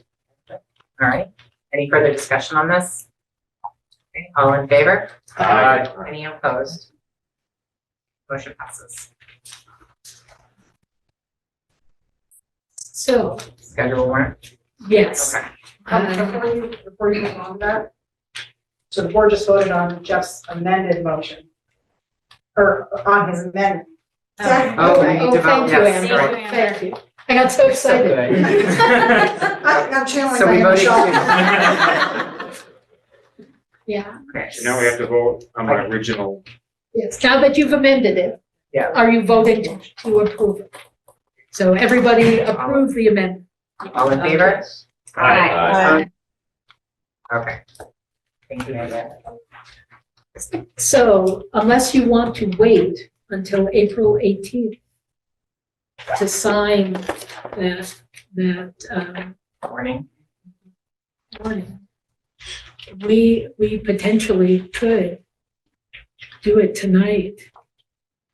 We could put it, well, I don't know. I think we have to, I have said that we were going to do that. I think we have to. But I would encourage you to think about trying to schedule a meeting sooner rather than waiting until April 18th. If you wait until April 18th to sign it, the quickest you can take the vote would be April 25th, 26th. I have one question about voting, just to. Yes. Is it still the rule that if we have people online, we have to ask, any opposed or If- is that gone? You have to ask if it isn't unanimous. Oh, I didn't hear it. I didn't hear it. See. As, I'm not sure Steve is still, yes, I'm not sure Steve is It's fine, still I just didn't there. want to miss that. There you are, Steve. Yes, I believe both Steve Okay. and Lisa were thumbs up on that. Is Great. that accurate? I just wanted to make sure. Yeah, no, if people are online and it's a conflict. Lisa does have her hand up. Yeah, so I was just wondering if we need to meet after the TRSU budget so that we actually have the final numbers before we can sign that warrant anyway. So that would be the 11th, would be the Thursday in between April 11th, or, because the TRSU, the special one is on the 28th, Yep. then the 4th is the TRSU, unless you want to do it on Thursday. So, and I will suggest to you that scheduling a meeting during the vacation week, which is the week of the 8th, is not a great idea. That it is hard for people to show up for it, and I'll be on Zoom with you, which you don't need to be here in order to do it, but it creates some challenges. And you can have, if you're all in agreement about this, you can have a meeting that is on Zoom and come in to sign it. Because if you all say yes, you can come into central office and sign it. You could, if we could make an enormous assumption, which is that the TRSU is going to finalize their budget on the 4th, you could schedule a Zoom meeting for immediately after that. You can schedule it for the next day. And I don't know whether you're having a special meeting of the TRSU on the 28th. If in fact on the 28th, the TRSU board votes that they are going to approve that, you could have a meeting on the 4th that included Green Mountain at the same, just before the TRSU meeting. Right, TRSU.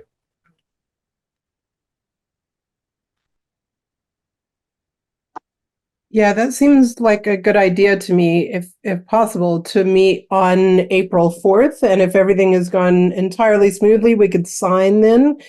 If not, if we needed to make additional decisions, we could agree on it, but then come by and sign right after. Does anybody think that there would be additional discussion? Just because I don't want to schedule it right in front of TRSU and get into a discussion. It's hard to know, right? I mean, you're asking each other, are people going to change their mind about this between now and then? We could also do it the day before, but that, it's the I third. mean, everybody By is Zoom? inviting people for the meeting on the 28th as well. Third on Yeah. Zoom? Third, by Zoom? Does that work for everybody?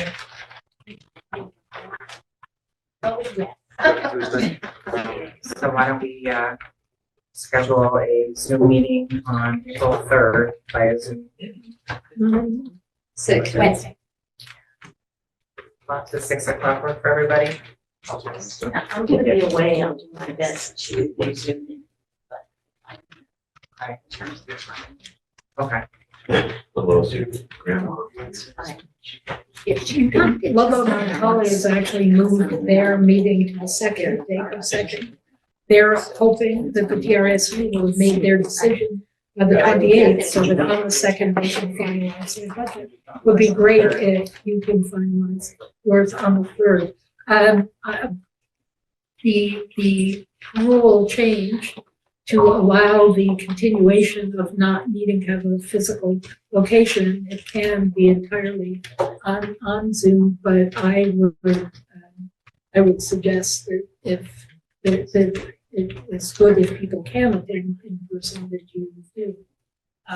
And certainly I'm glad to be, depending on John, what's happening here on the 3rd of April, to be here on the 3rd in order to have a physical location for it, as well as being on Zoom. And then we will have 3 meetings in a row, Cheryl. Doesn't that sound like fun? Ludlow on the 2nd, Green Mountain on the 3rd, and the TRSU on the 4th. Woo! Is that time okay, John? Yeah, looks fine. Okay, all right, so we will have this meeting the 4th of April at 1800 in the Green Mountain Library on Zoom. Third. What did I say? 4th, sorry. Okay. Zoom. Okay. All right, any further discussion? All right, let's move on. We have public comments. Essentially.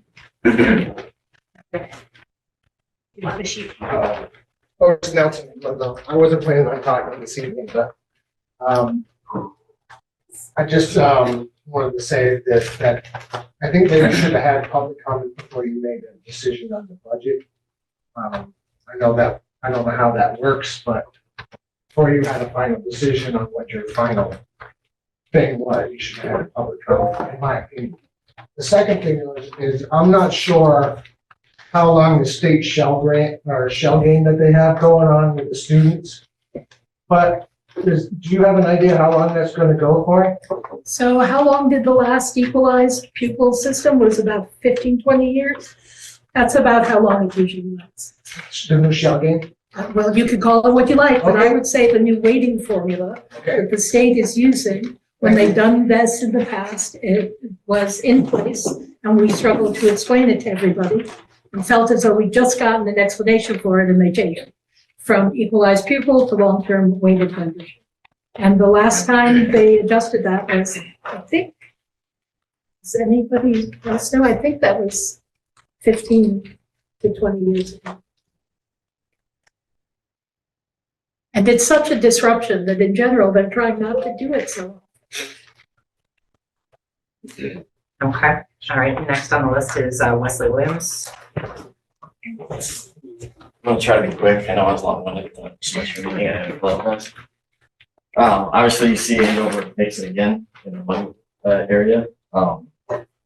It's crazy. I don't know how it happens, but so I did a little research, and our biggest cost is special education. I know it's a sore subject, nobody wants to talk about it, right? AOE has fiscal year 2022 expenditures, right? We're ranked second in the state for overspending on special education. Second in the state. We fall behind Winooski, who was first. They have a very big demographic challenge. I can understand why they are first.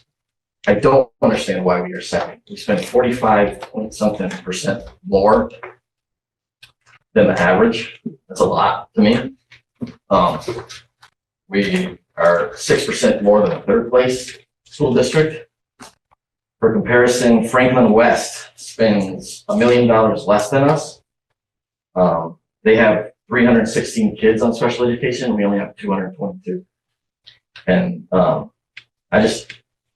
we could cut a lot of money if we get our kids off special education. I mean, that could be a really good focal point. I mean, a school that has 18,000 kids spends $1 million less than us. And I know I'm talking about the TRSU, so I'm talking about Mount Holly, Ludlow, right? But if they can spend $1 million less, why can't we? I mean, I don't know the ins and outs of it, but I feel like a lot of the time we're looking for kids to go on special education when that's not exactly what they need. And I don't understand special education. I'm not trying to bash anybody, so please don't take it the wrong way.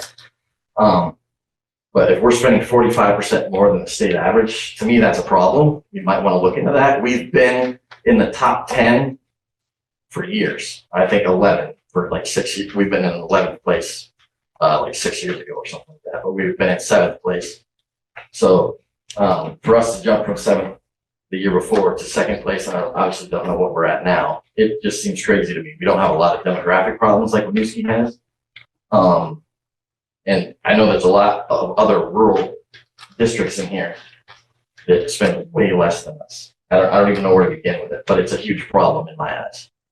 So anyway, thank you. Thank you. Thank you. Randy Miles. Thank you.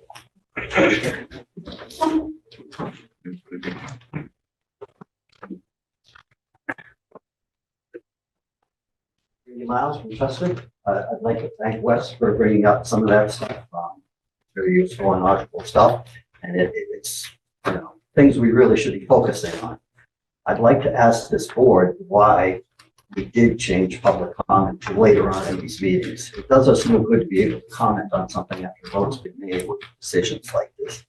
I'm going to say some things that are probably, you're not going to agree with a lot of them, but they're things we're going to have to look at. If we don't look at them now, it's going to make it much tougher down that road in 4 or 5 years. Our numbers are growing. You may think the budget is coming down, but every 2 years, our budget is going up by a lot. You know, $1 million. You look back 4 years, where are we going to be in 4 years from now? We're going to be out of control. We really need to start focusing and cutting where we can cut in a softer way so we don't have to make those hard choices 3 or 4 or 5 years from now. There are areas we can cut. I went to a school that was 22 kids per class. We made it through just fine. That was the average. We're at a much lower rate. I'm not saying going to 22 or even close to that, but we're at a very low rate. The majority of the budget is going for salaries and the benefits. Those are the only big items that are going to make a difference on any budget. I don't want to say cut teachers. I don't want to see that. But we're not doing anything to bring in kids to our school. They're going down.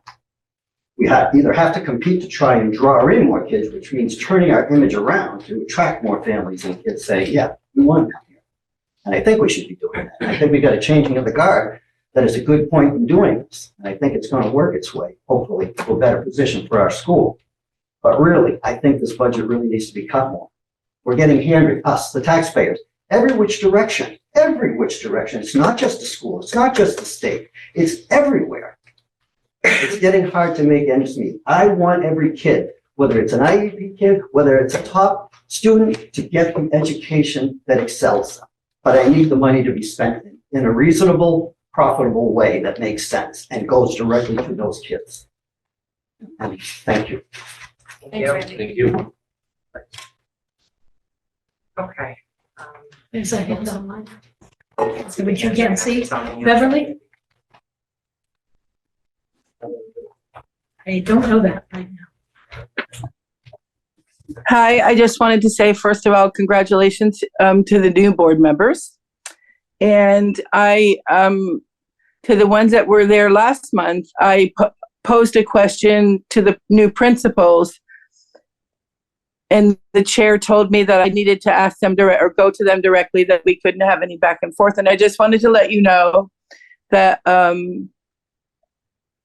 that evening, 8 o'clock, even before 8 o'clock, I received a message from the Green Mountain principal saying he wondered if it was me that asked the question, and he answered all the questions that I had asked. Very, very good. I sent an email that evening to the Chester Andover principal and the Cavendish principal. Neither one responded. I sent a second email, which is Chester principal responded immediately with a very, very good answer, lengthy and informative. I have not heard from the Cavendish principal at all. I also heard that he questioned what right I had to ask such a thing. And I want him to know that, first off, I am a taxpayer. And second off, I have grandchildren in the school system. I watched your interview, and I would appreciate a response to my answer, to my question. Thank you.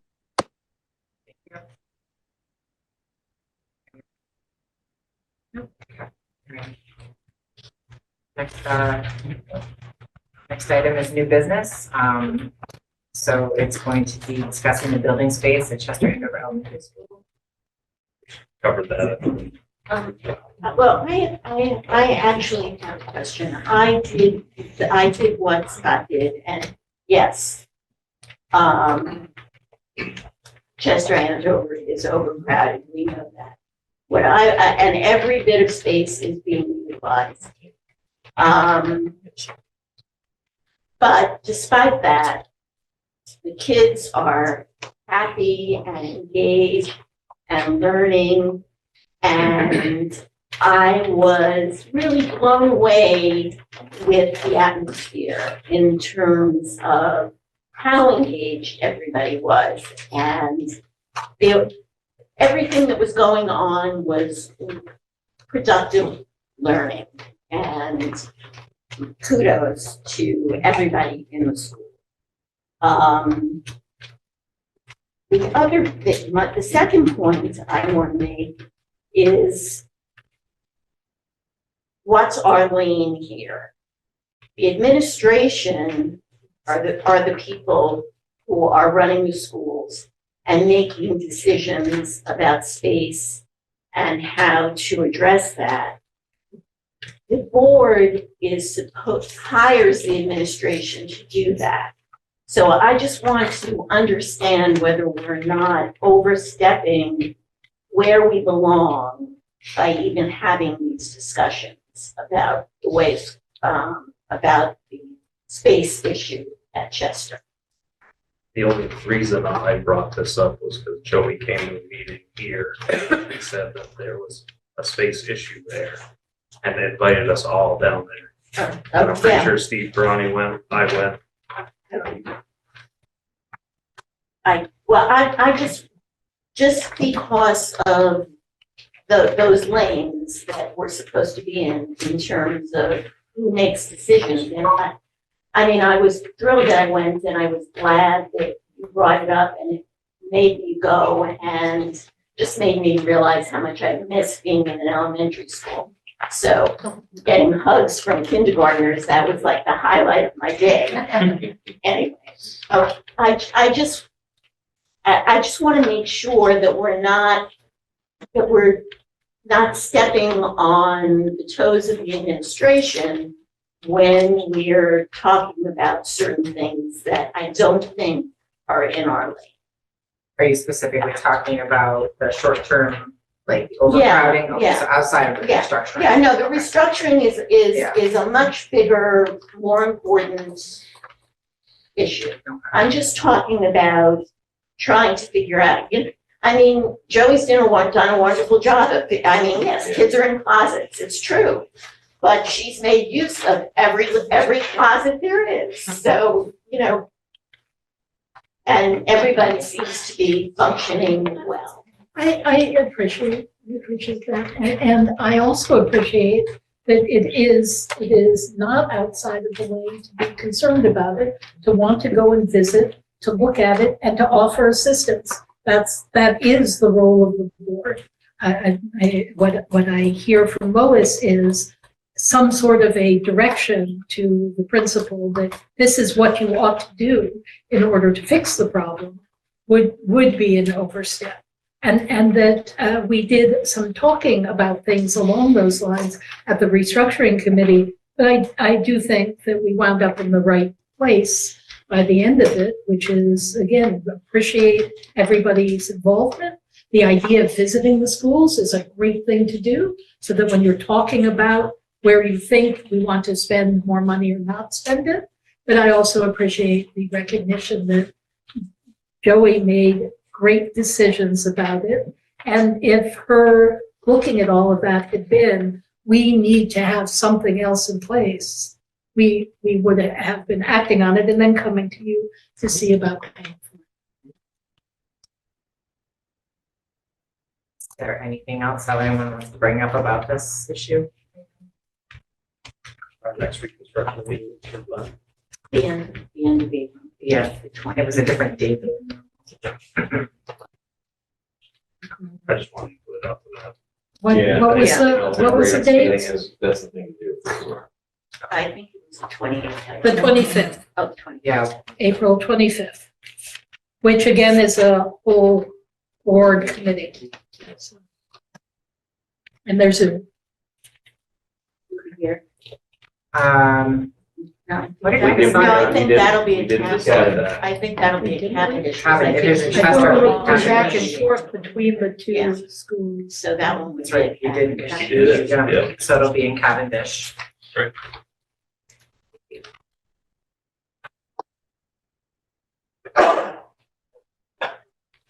Anything more? Before we move on? Wrap it up.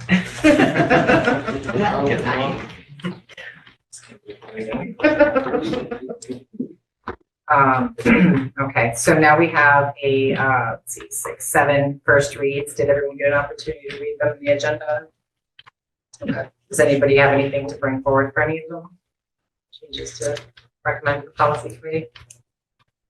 Okay, so everyone is okay with putting G1, G7, E4, 15, 13, E2, and H4 forward? Policy committee, come back for a second. Okay. All right. Next item is board reorganization. So if you want to look at the bottom of your agenda, we'll just kind of go through them one by one. So the first thing that we need to do is nominate for a vice chair. Any nominations? I'd like to nominate Lois. Seconded. All in favor? Aye. Any opposed? Okay, I'll list the vice. All right, for board clerk, nominations.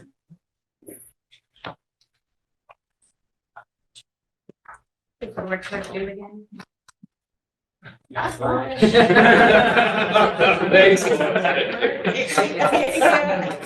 signing a couple of things, usually at the beginning of the year. Other than that. And occasionally there's a time when Amber can't be here. And that we might, we're not asking the clerk to take the notes, but asking the clerk to fill in some of those blanks. Mostly we don't need. I was gonna say, with the recording that you're doing. It usually isn't necessary.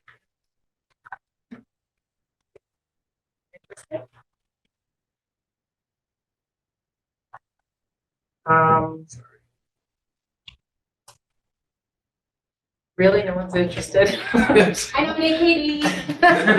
Second. All right, all in favor before she changes her mind?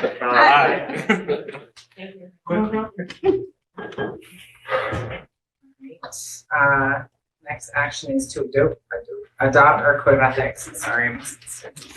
So,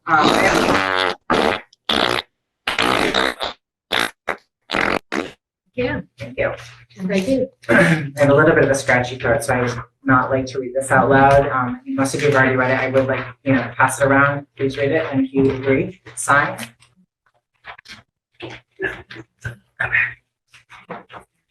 That's the marker. Okay, well, it works.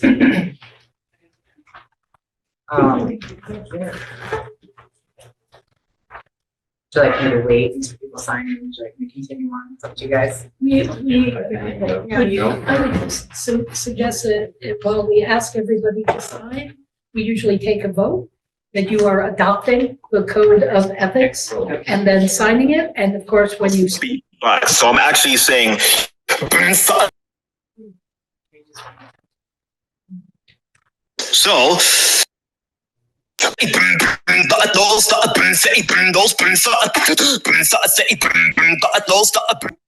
Yeah, from Zoom. Nope. No, we got him. Yep. Sure. Yep. All right, so, while we're signing that then. I think it's a vote. I think I would feel comfortable with reading the proposal.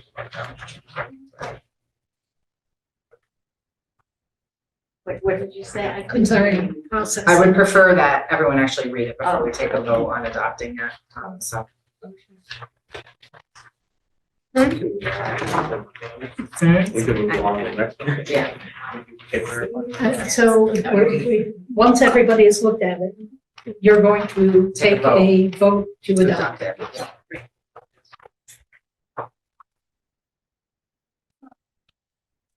All right, well, people are, I kind of. Sign it, okay.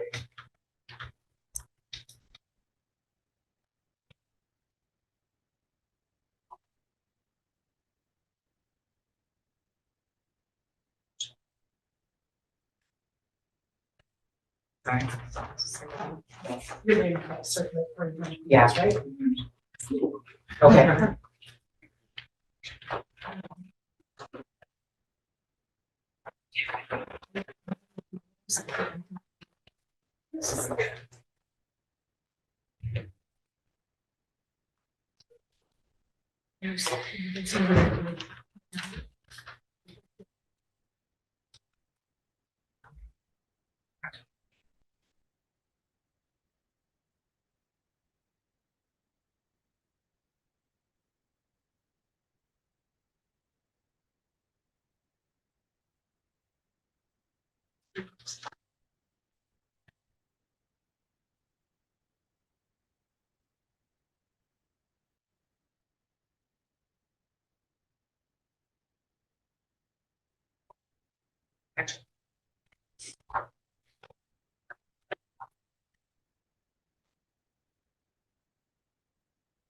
Rob Leffert? Yeah. He hasn't signed this.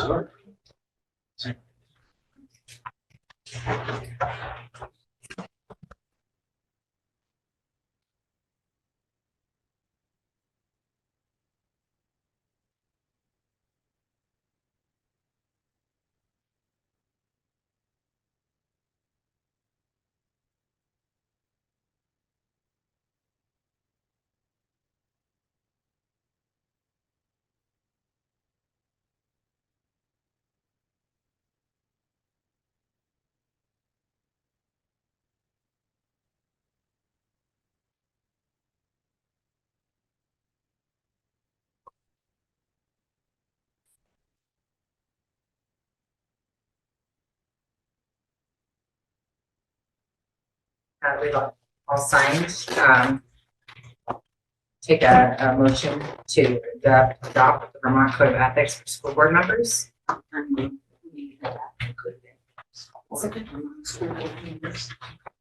All in favor? I'm sorry, hold on for just a moment. Lisa, you can't hear us? I can hear again now. Thank you. Sorry. I'm sorry. Did you hear the motion? No, I did not. Okay. So Lois made a motion that we adopt the Vermont Code of Ethics for school board members. And that's the, you signed this when you first came on as well. Great, thank you. You and Steve can also sign this by going to the office, right? Or can they? Yeah, they can. Yeah. You don't have to physically. Okay. All right, so all in favor of adopting the Code of Ethics? Aye. Okay. Okay. Let's see. So the next thing is setting a meeting time and venue for our board meetings. Yes, we'll continue on our Thursdays as we're doing. 6 p.m. Yep, 6 p.m. So someone to make a motion. So moved. Second, sorry. Okay. So all in favor of continuing with our Thursday meetings? Is it the third Thursday of the month 6 at p.m. 6 p.m. and your meeting here. Yeah, and on Zoom. Okay, all in favor? Aye. Opposed? Next is adoption of the Roberts Rules of Order for small boards.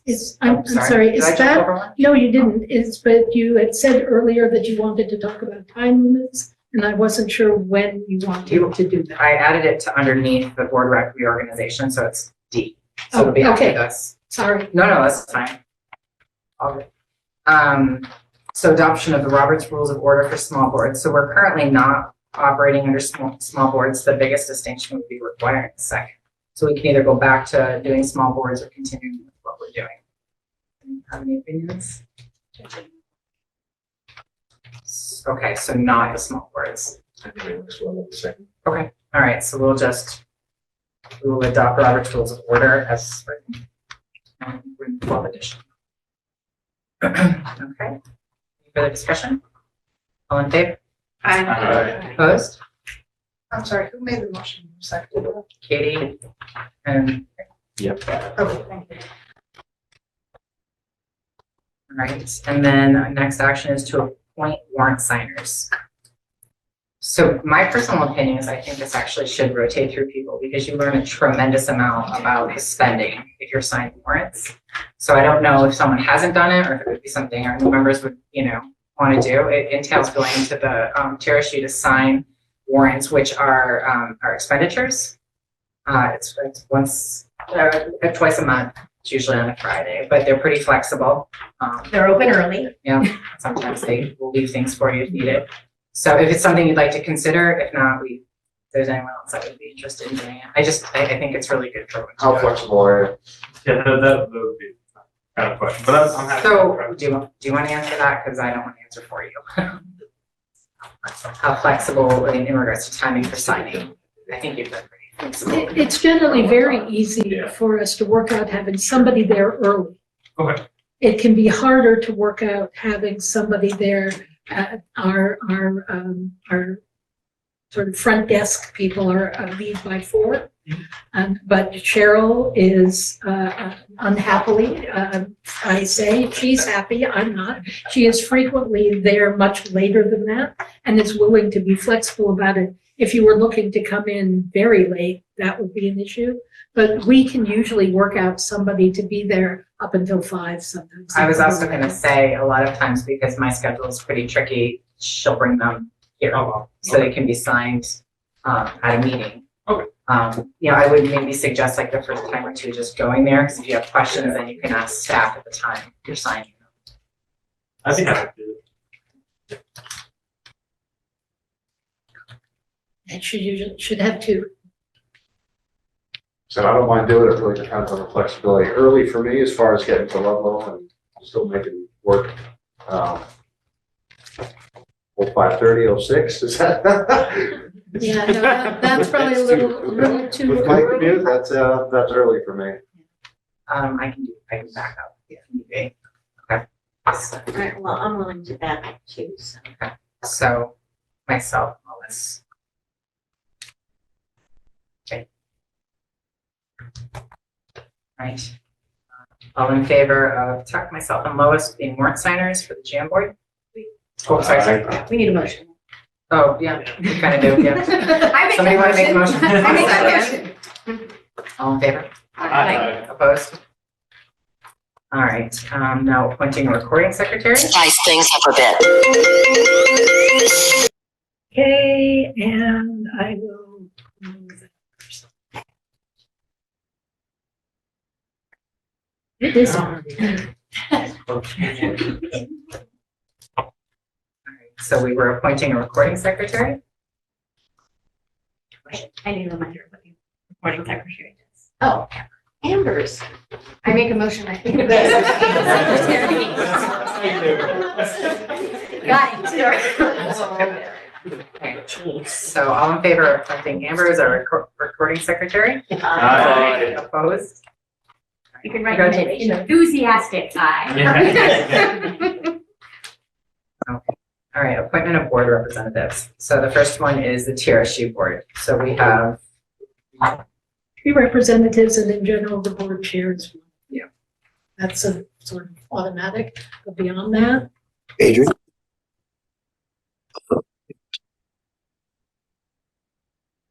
Are you trying to talk, Steve? Yeah, I am. I'm trying to talk in general. Can you hear me? Yeah, do you want to type? No, it's okay. I just want to say that I don't think I can do it anymore, but I feel pretty strongly that it would be helpful to have at least one Cavendish representative to replace me. I think Lisa would do a good job. And I'm willing. Thank you. So one more person? Scott. Scott? Awesome. So we have myself, Lisa, and Scott for the TRSU board. And a motion. So Tuck and Rick, all in favor? Aye. Opposed? All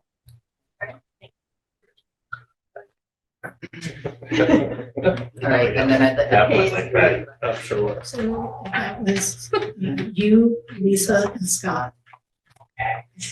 And then looking to also have a board alternate in case one of us can't make it. Still Jeff? I'll do it if nobody else does. It'd be nice to have a Chester representative. As the alternate, I mean, I was more active than not with the call outs and stuff. So if anybody wants to do it, you wind up going to all the meetings. So I don't, I'll go if nobody else does.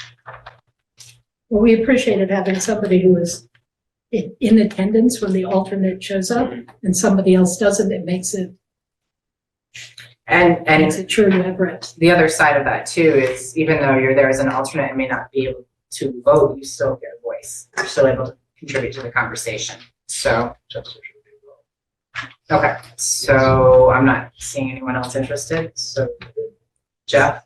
Steve has his hand up. Steve? Yeah, hi. I'll go if it's a matter of getting some notice to back somebody up. I don't have a problem going.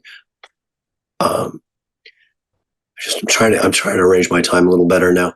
But as a backup, I'm fine with it. Personally, like the idea of having someone from Chester. Every time. Every time, okay. So I'll take a motion for the alternate. So moved. Yeah. Good job, second. Aye. Okay, all in favor? Aye. Opposed? Okay. All right, our ATC board? So I've been doing it since I've been on the board. If I'm happy to continue, but if somebody else would like to do it, it's a lovely board. And you learn a lot. So if anyone else wants to take over, the meetings are the first Wednesday of the month. But if not, I'm happy to continue. That sounds like it. Thank you, Lois. Okay, so I'll take a motion. So moved. Okay, all in favor? Aye. Opposed? Lois?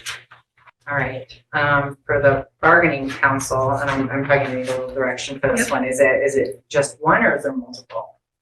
So there, we send to, for the support staff, that is the Green Mountain Unified School District support staff.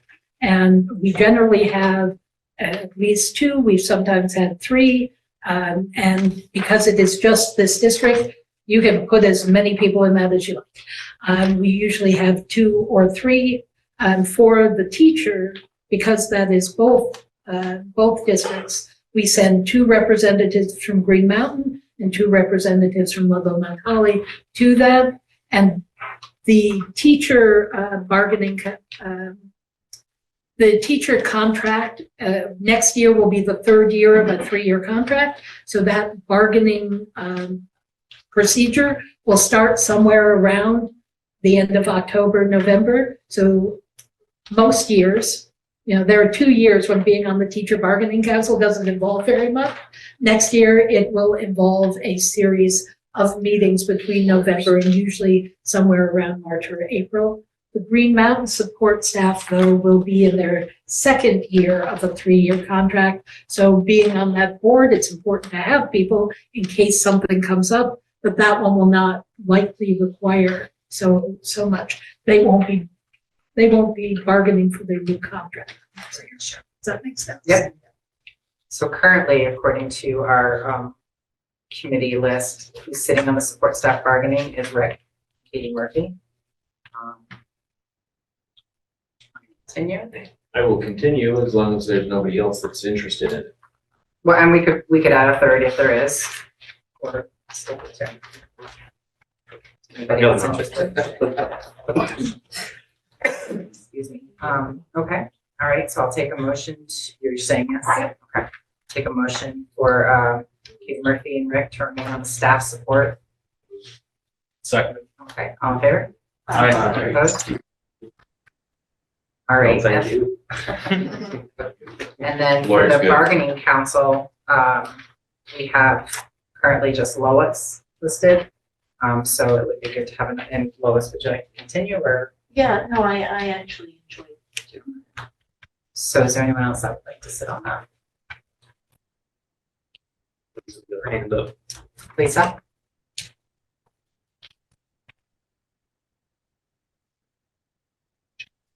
So?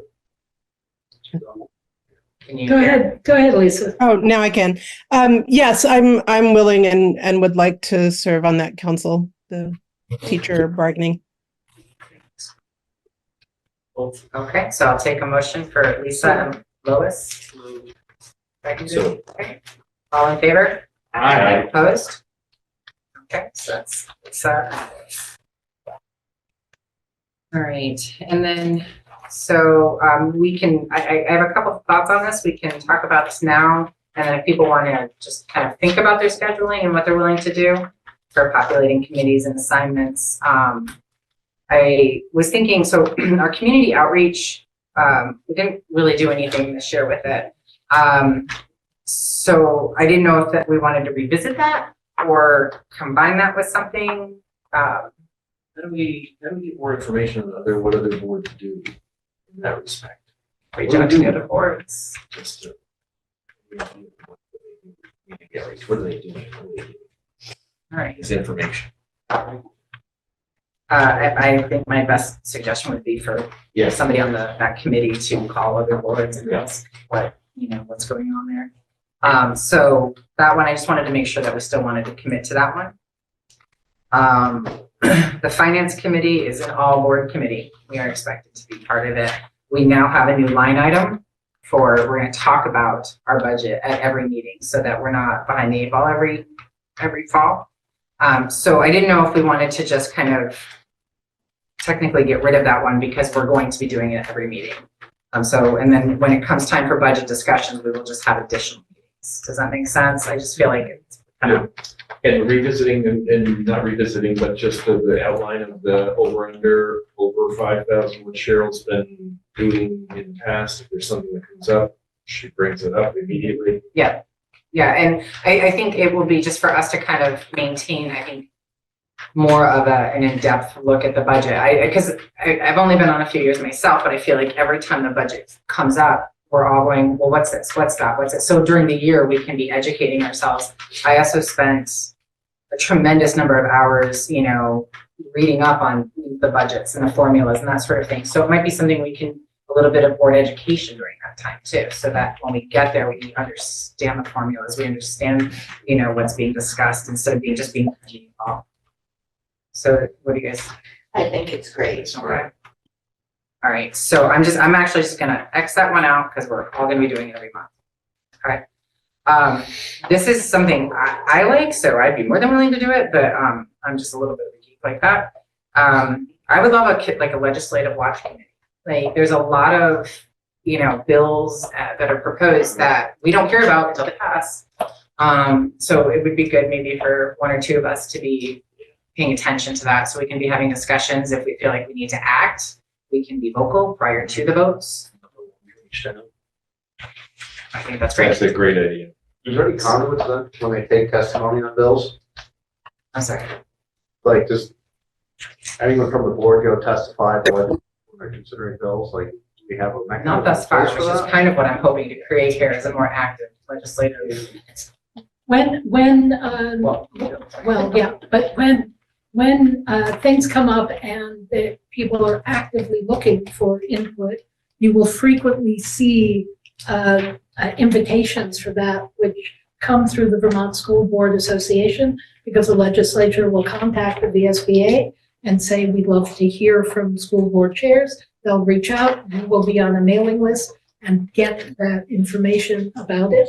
As you just heard tonight, the superintendent generally should bring to you when legislation is being proposed. When we get some updates about it, we bring forward things that seem to be of interest. I think it's a great idea, though, to have a committee of board members who are going to actively go looking for that and monitor the VSBA website for some of those things as well.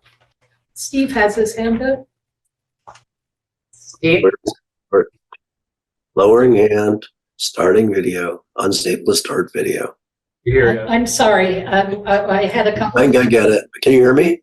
Challenging Yes. things. So you can go ahead and start your video there, Steve. All right. Oh, great.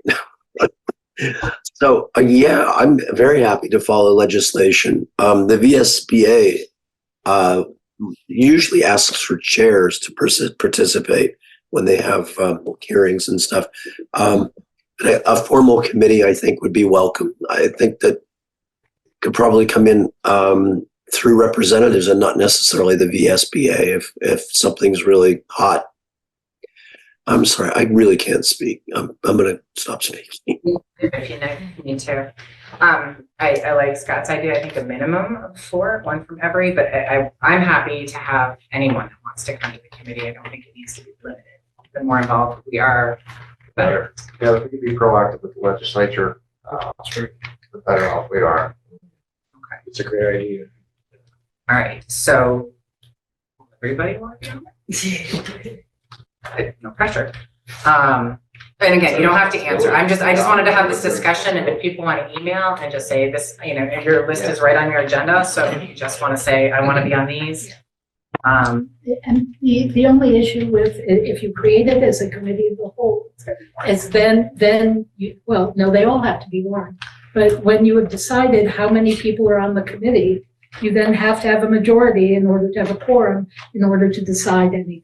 So when you create a committee of the whole, if really everybody is saying they're coming, then you need 6 people present to do any business. Oh, thank you. Do you want to stay 4 then? What do you guys want? Do 4 and then have alternates or whatever. I mean, you know, we can do whatever. Okay. That way we can get around that. Okay. I think 4 is adequate. I think that's. Yeah, but if somebody can't show up, somebody else step Watching legislation in. and then share back to the board seems like a reason. Okay. All right, and is everybody okay with 1 from each town? Because I mean, obviously, like, we already figured that one out, but like, you know, the other towns would have to decide who wants to be on that. All right, so just let me know. It's also, I'm sorry to interrupt you, but we've been having some people who are online who are not behaving appropriately, either verbally or with what they want to show, I have eliminated the ability for people to unmute themselves or turn their video on. For our board members, for Steve and Lisa, I lost her. I'm not sure whether she disappeared from the room again. But for Steve and Lisa, I am happy to unmute you and give you the ability to turn your video back on so that you can participate. Okay. Thank you. I would love to be a part of that group. All right. So I think we've addressed all of the committees except for facilities. Not previously, I think when I came on, it was an all board one, and now it's just 3. How would you guys like to proceed? Keep it as a small group or all board members? Small group. Okay, so the 3 that are on it right now are Rick, Scott, and Jeff. If you guys want to stay on it, if not, somebody email me and let me know if you want to be on it. Okay. All right. Does anybody have anything else they want to talk about in regards to committees?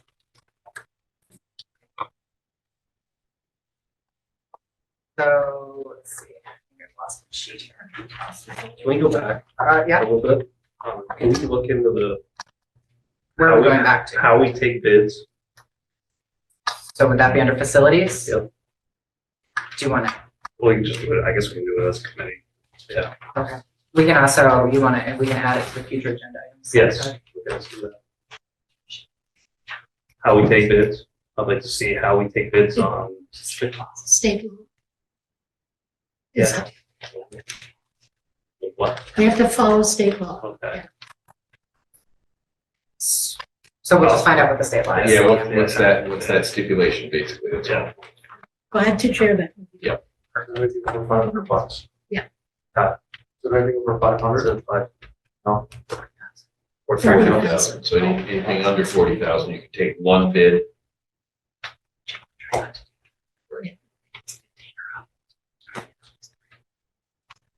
Generally, you're taking at least 3 bids for anything that is $15,000. So should I add that? Well, you know what? We can maybe add that to the future agenda. $500 threshold. I'd be delighted to have that happen and share it. To talk. Yes. All right, so moving on, financial. So bank selections. All right, we would recommend using Community Bank, which is what we have used for many years. Discussion. Okay. Take a motion. So second. All in favor? Aye. Opposed? Okay, all right. So this community bank. Sorry, Steve, did you have anything to weigh in on that? Oops. No. Okay, thank you. All right, for the newspaper of record, we had communication from the Vermont Journal and from the Chester Telegraph.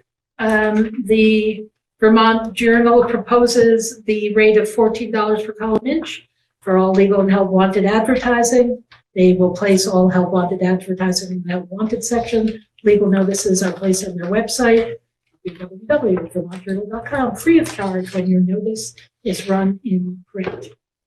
Anything else you want? And that is, and we're required to have at least one that is primarily a piece of paper. But for the last several years, we have had both the Vermont Journal and the Chester Telegraph, which has also sent us a letter thanking us for having that happen. Their rate will be $80 flat for a public notice ad, no matter what size it is. And their regular rates for retail advertisements that we might place remain the same. I'm not sure what that is. Things like couple. Well, no, I meant what the rate is. It says your regular rate. It's on the it's all of our rates are right on the top navigation bar. Thank you. So I have like $62.50 for a health wanted. Okay. So our recommendation is that we continue with both of them. That covers our communities very nicely. Discussion. take a motion for maintaining both of our newspapers of record? Second. All in favor? Aye. Opposed? Okay, so that is our board reorganized. All right, and then now we were going to discuss time limits for public comment. So, do you wanna? I just like to not put a time limit on it. We can, if somebody is just going on and on for 10 minutes, we can just ask them to close. It was really awkward. I don't mean anything bad, Scott. Debbie, time, and someone in the middle of a sentence who really has something to say. I have no problem with that. I just want to know how we're going to gauge when it's too long, because if it's like something you like to hear with something somebody else, That's my word. like I feel like you need to have maybe a middle ground. Striking a middle ground makes sense, because on one hand, you don't want to cut people off. On the other hand, we don't want someone to filibuster a school board meeting just because. And if you don't have an actual tangible limit, then it becomes completely arbitrary, and it opens us up, I think, for argument. If there's a limit, it's fair across the board for everybody, and it makes sense. I mean, I know from public speaking, 5 minutes is a lot longer than you think it It's a long is. time to talk. So, does 5 minutes sound reasonable? We can leave it at 3. No, I mean, like, no, I appreciate what you're saying, I just. 5 minutes. Adrian, you would extend it to 5 minutes. prior, 3. right? We went from 2, then we went to 3, and then so now we just go to 5. Okay. All right. With the board chair being able to. Yeah, and I mean, I think that we've also allowed for, if it's, you know, having some discretion, you know, we don't need to, you know, like if there's only one person here to speak, you know, we maybe can be a little bit more flexible, but, you know, on hot button issues where we may have a large, you know, gathering, just for efficiency, we need to probably be a little more strict. Sorry, I'm not so sure how to do this. Being kind of new here, I don't know what the thing is, but I was kind of curious about some of the conversation regarding public comment after a vote's been taken. Certainly seems to make sense to me that you'd want public comment before we vote on anything, but I didn't know if that was special. So it's for actually this. set up. Yeah, You okay. know, and I was going to reach out to Randy to explain it in an email, but we can talk about it. So it actually traditionally is the public comments happen before our new business. Okay. This just the budget discussion was a line item that was put in Got it. prior. But, Okay, so that was but it is special. set up so that there's public comment. prior to business. Okay, perfect. That's all I wanted to hear. That's the intent, Yeah. is the public comment happens before anything is discussed. Yeah, no, we have a And before second. we finish the meeting. Okay, We're perfect. not taking comments from anybody else right now, because we're not. Yeah. All right, yeah, just because I'm new, I wanted to No, that's- get my bearings there. Thank you. All right. So, entertain a motion to extend public comment to 5 minutes per person. So moved. All right. So that's a short from Lois. All in favor? Aye. Opposed? Okay, so we will now have 5 minute time limits. All right, old business is budget outreach. Okay.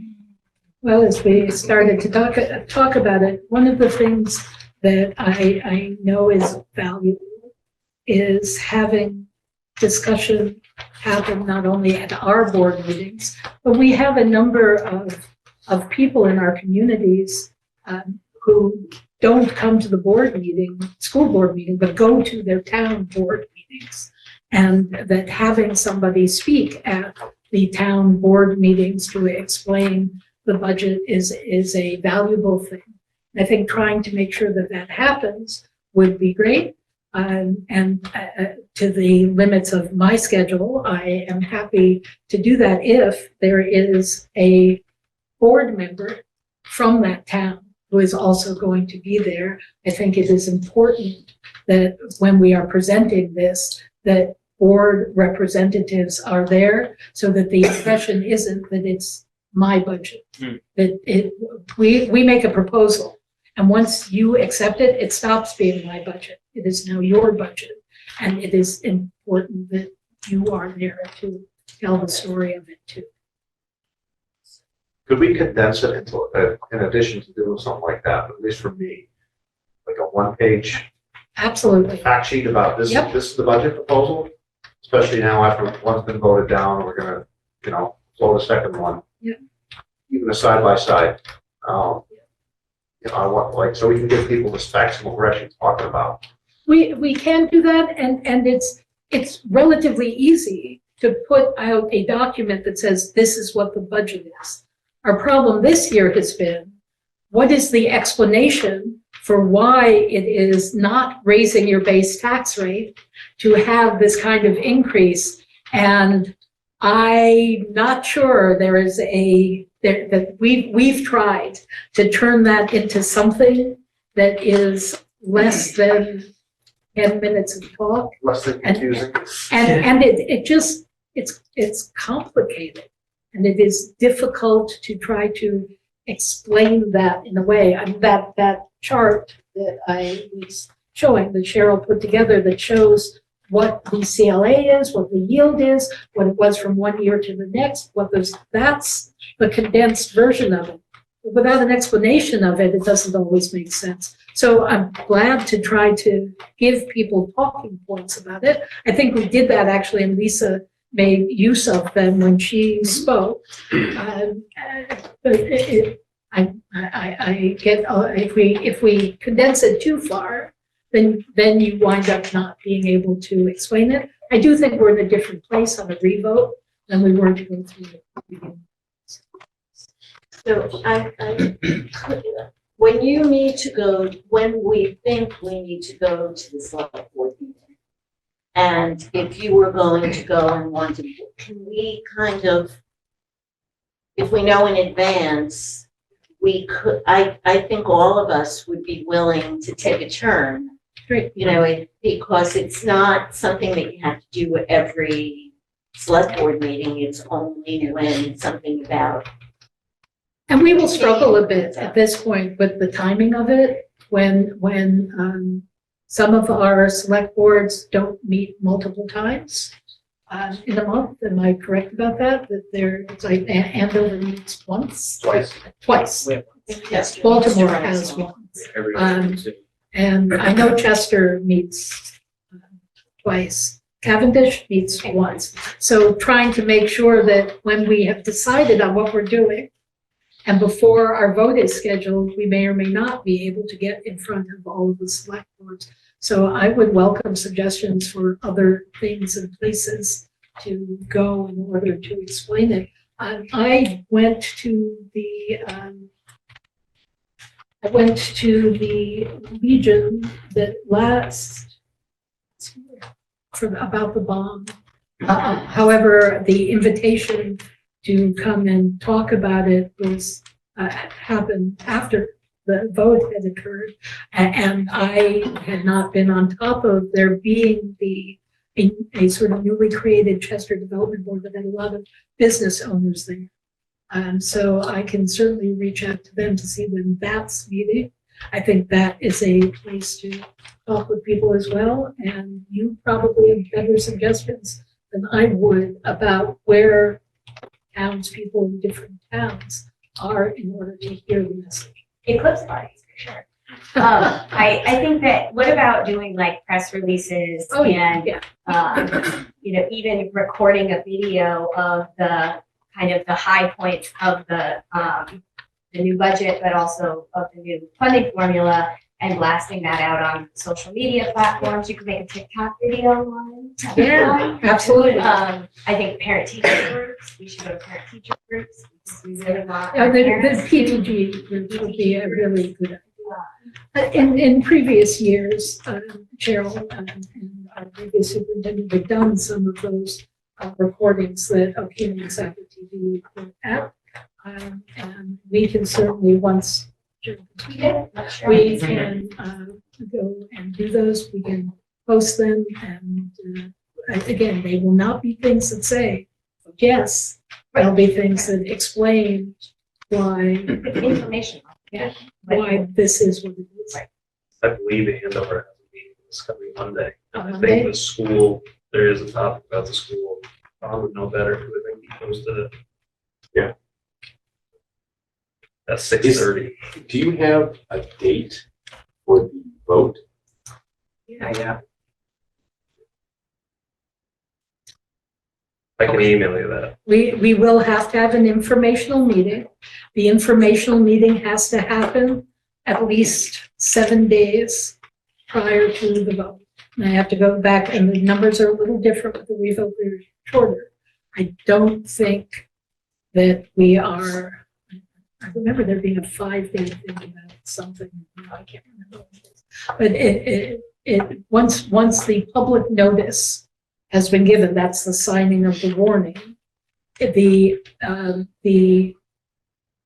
date can be no less than 7 days past that. It can be more than that. We would like it to be less, but. And again, until the 28th happens and the TRSU says this is our budget, we can't do the warning because we don't have an exact number. And then I'm okay with it being, we could set a number, and then if something changes, we don't change the number. That's the number you're stuck with. But I would need to feel more comfortable that the TRSU board is going to approve what we put forward before I would suggest that either Ludlow, Mount Holly, or this board solidifies that number.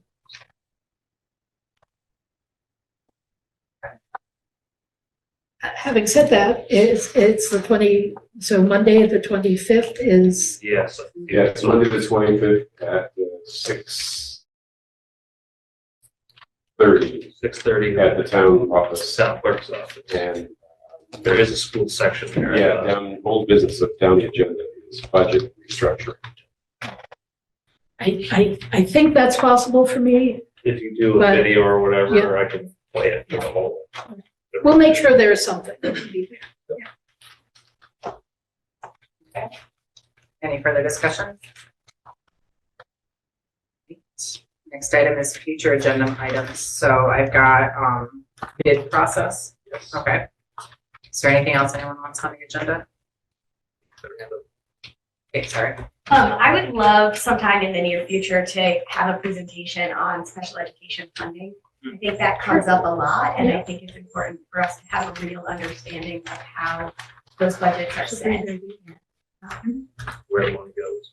Sure, I mean, I think it's commendable to support students who are on IEPs, and we should be proud of that, and I would love for some education on how that. Special ed funding presentation. Sometimes, doesn't have to be the next, I know we have a lot of stuff on our plates, and we give it a lot of presentations, so maybe.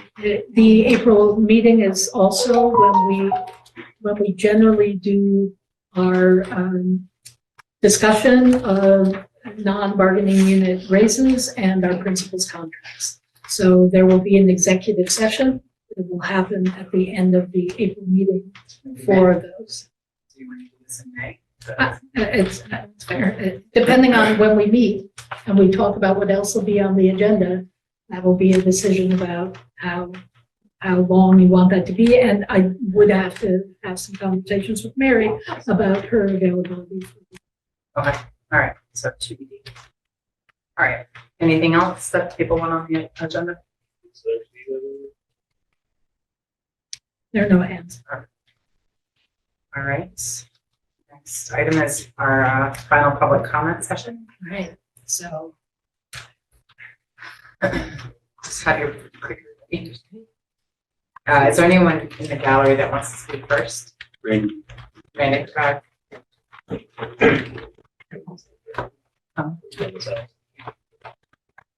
Randy Miles, Chester.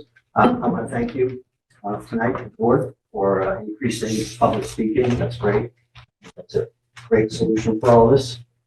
I'd like to talk a little bit on one thing that I forgot to mention during the budget thing that's going to play a big pivotal point down the road for us, and that's with the maintenance of these buildings. I know Todd's doing everything he can to keep things up to par, but down the road, we're going to have a pretty big bill coming at us. And a lot of people are aware of that, so that's something that's going to be kept in mind too. So any chance that the budget can be cut anywhere and maybe looking forward really needs to be looked at. The other thing I want to comment on is with the new group of people all the way around, principals, vice principals, board members, and soon to be superintendent. We've had trouble in the past with issues of not being transparent or not passing down information down the line. This is a great opportunity to open up and talk about it. I would much rather see or hear of a child that had a conversation about an issue. You know, hey, you know, somebody pulled me aside and asked me about this, than not have that conversation take place and then something happen down the road, either we get sued or something like that. So I'd like to see a positive spin on this and communication be brought all the way down the line where it needs to go, or maybe even further than it needs to go. If it's not important, it gets dismissed, but you gotta cover your end. Wait, this might be real, yo. I like him younger. Yo, me too. And the last thing I'd like to say too, with cutting the budget, our school here is, you know, half capacity. We've got plenty of space on that. I know we talked about at different meetings about the superintendent's office, and there was a proposal or a mention of maybe a savings of $20,000 if we move that somewhere in here. Well, it's $20,000. That's annual. That's a big number. We have space. The school I went to, the superintendent's office was on one of the schools. It was a small building, but it was on the premises of one of the schools. So it should be looked into to see exactly how much money we would save. And that's all I got. Oh, on the committee, I think that's a great idea, going to speaking with the state and getting up on college and stuff. It's a great idea. Is there any chance of getting maybe some community members involved, at least on the board? They wouldn't be able to go to the state, but maybe they could at least be involved in the conversation. Okay, if I answer that. I have absolutely no objection to community involvement in it, and we can't restrict the community from going to the state. The community members can go to Montpelier and we will completely separate of us too, so. I think it would be a win-win for both to be involved in that. It would open it up to the community for that. So I thank you all tonight. I think it was a pretty good meeting. Thanks, Randy. Thank you, Randy. All right. And we have to, I'm sorry? Legislative committees can call anyone to testify. Yeah, but in regards to going up and being vocal about thoughts, I think we'd be able to restrict it. No, I'm not saying restricted, but like, if people reach out to legislators, they know our committees. You can, on any committee, you can decide that you are going to not only allow the public meeting so anybody can come, but you can also decide that you want to put on community members to be part of that committee. You don't have to. It is something that can make decisions about.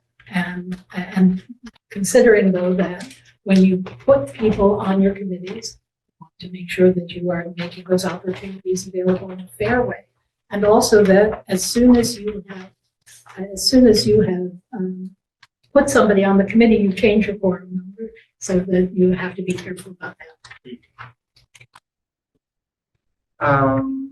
And then because of what's going on in Zoom, we're not gonna have any other public comment. All right, next item of business is our executive session. Motion to enter executive session to discuss a possibility non-renewal of future under the provisions of Title 1 BSA 313 A4 disciplinary or dismissal of action against a public officer or employee, inviting Ms. Freeman and Mr. Crawford. Second. All in favor? Right. We'll take me a minute to get everybody who's not a board member. Good night, everybody.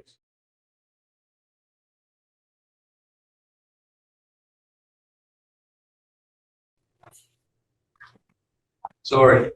Okay, it's okay. I just looked at my clock at 7:30, I looked again at 9:30. I said, when did that happen? This meeting, We're recording again. So let's see whether people want to come back.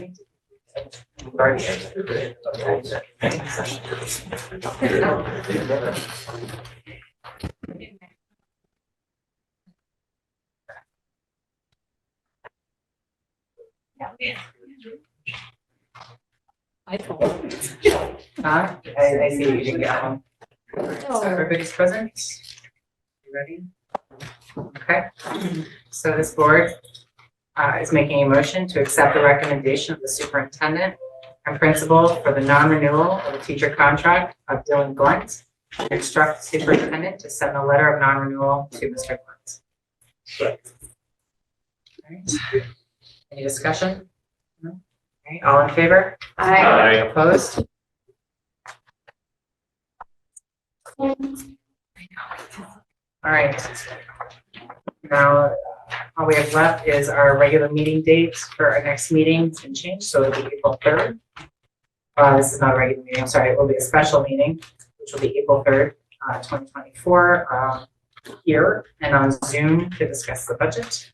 And then our next regular meeting, the date on here is wrong. Yes, it is. It's April 18th. It's April 18th, again, here and on Zoom.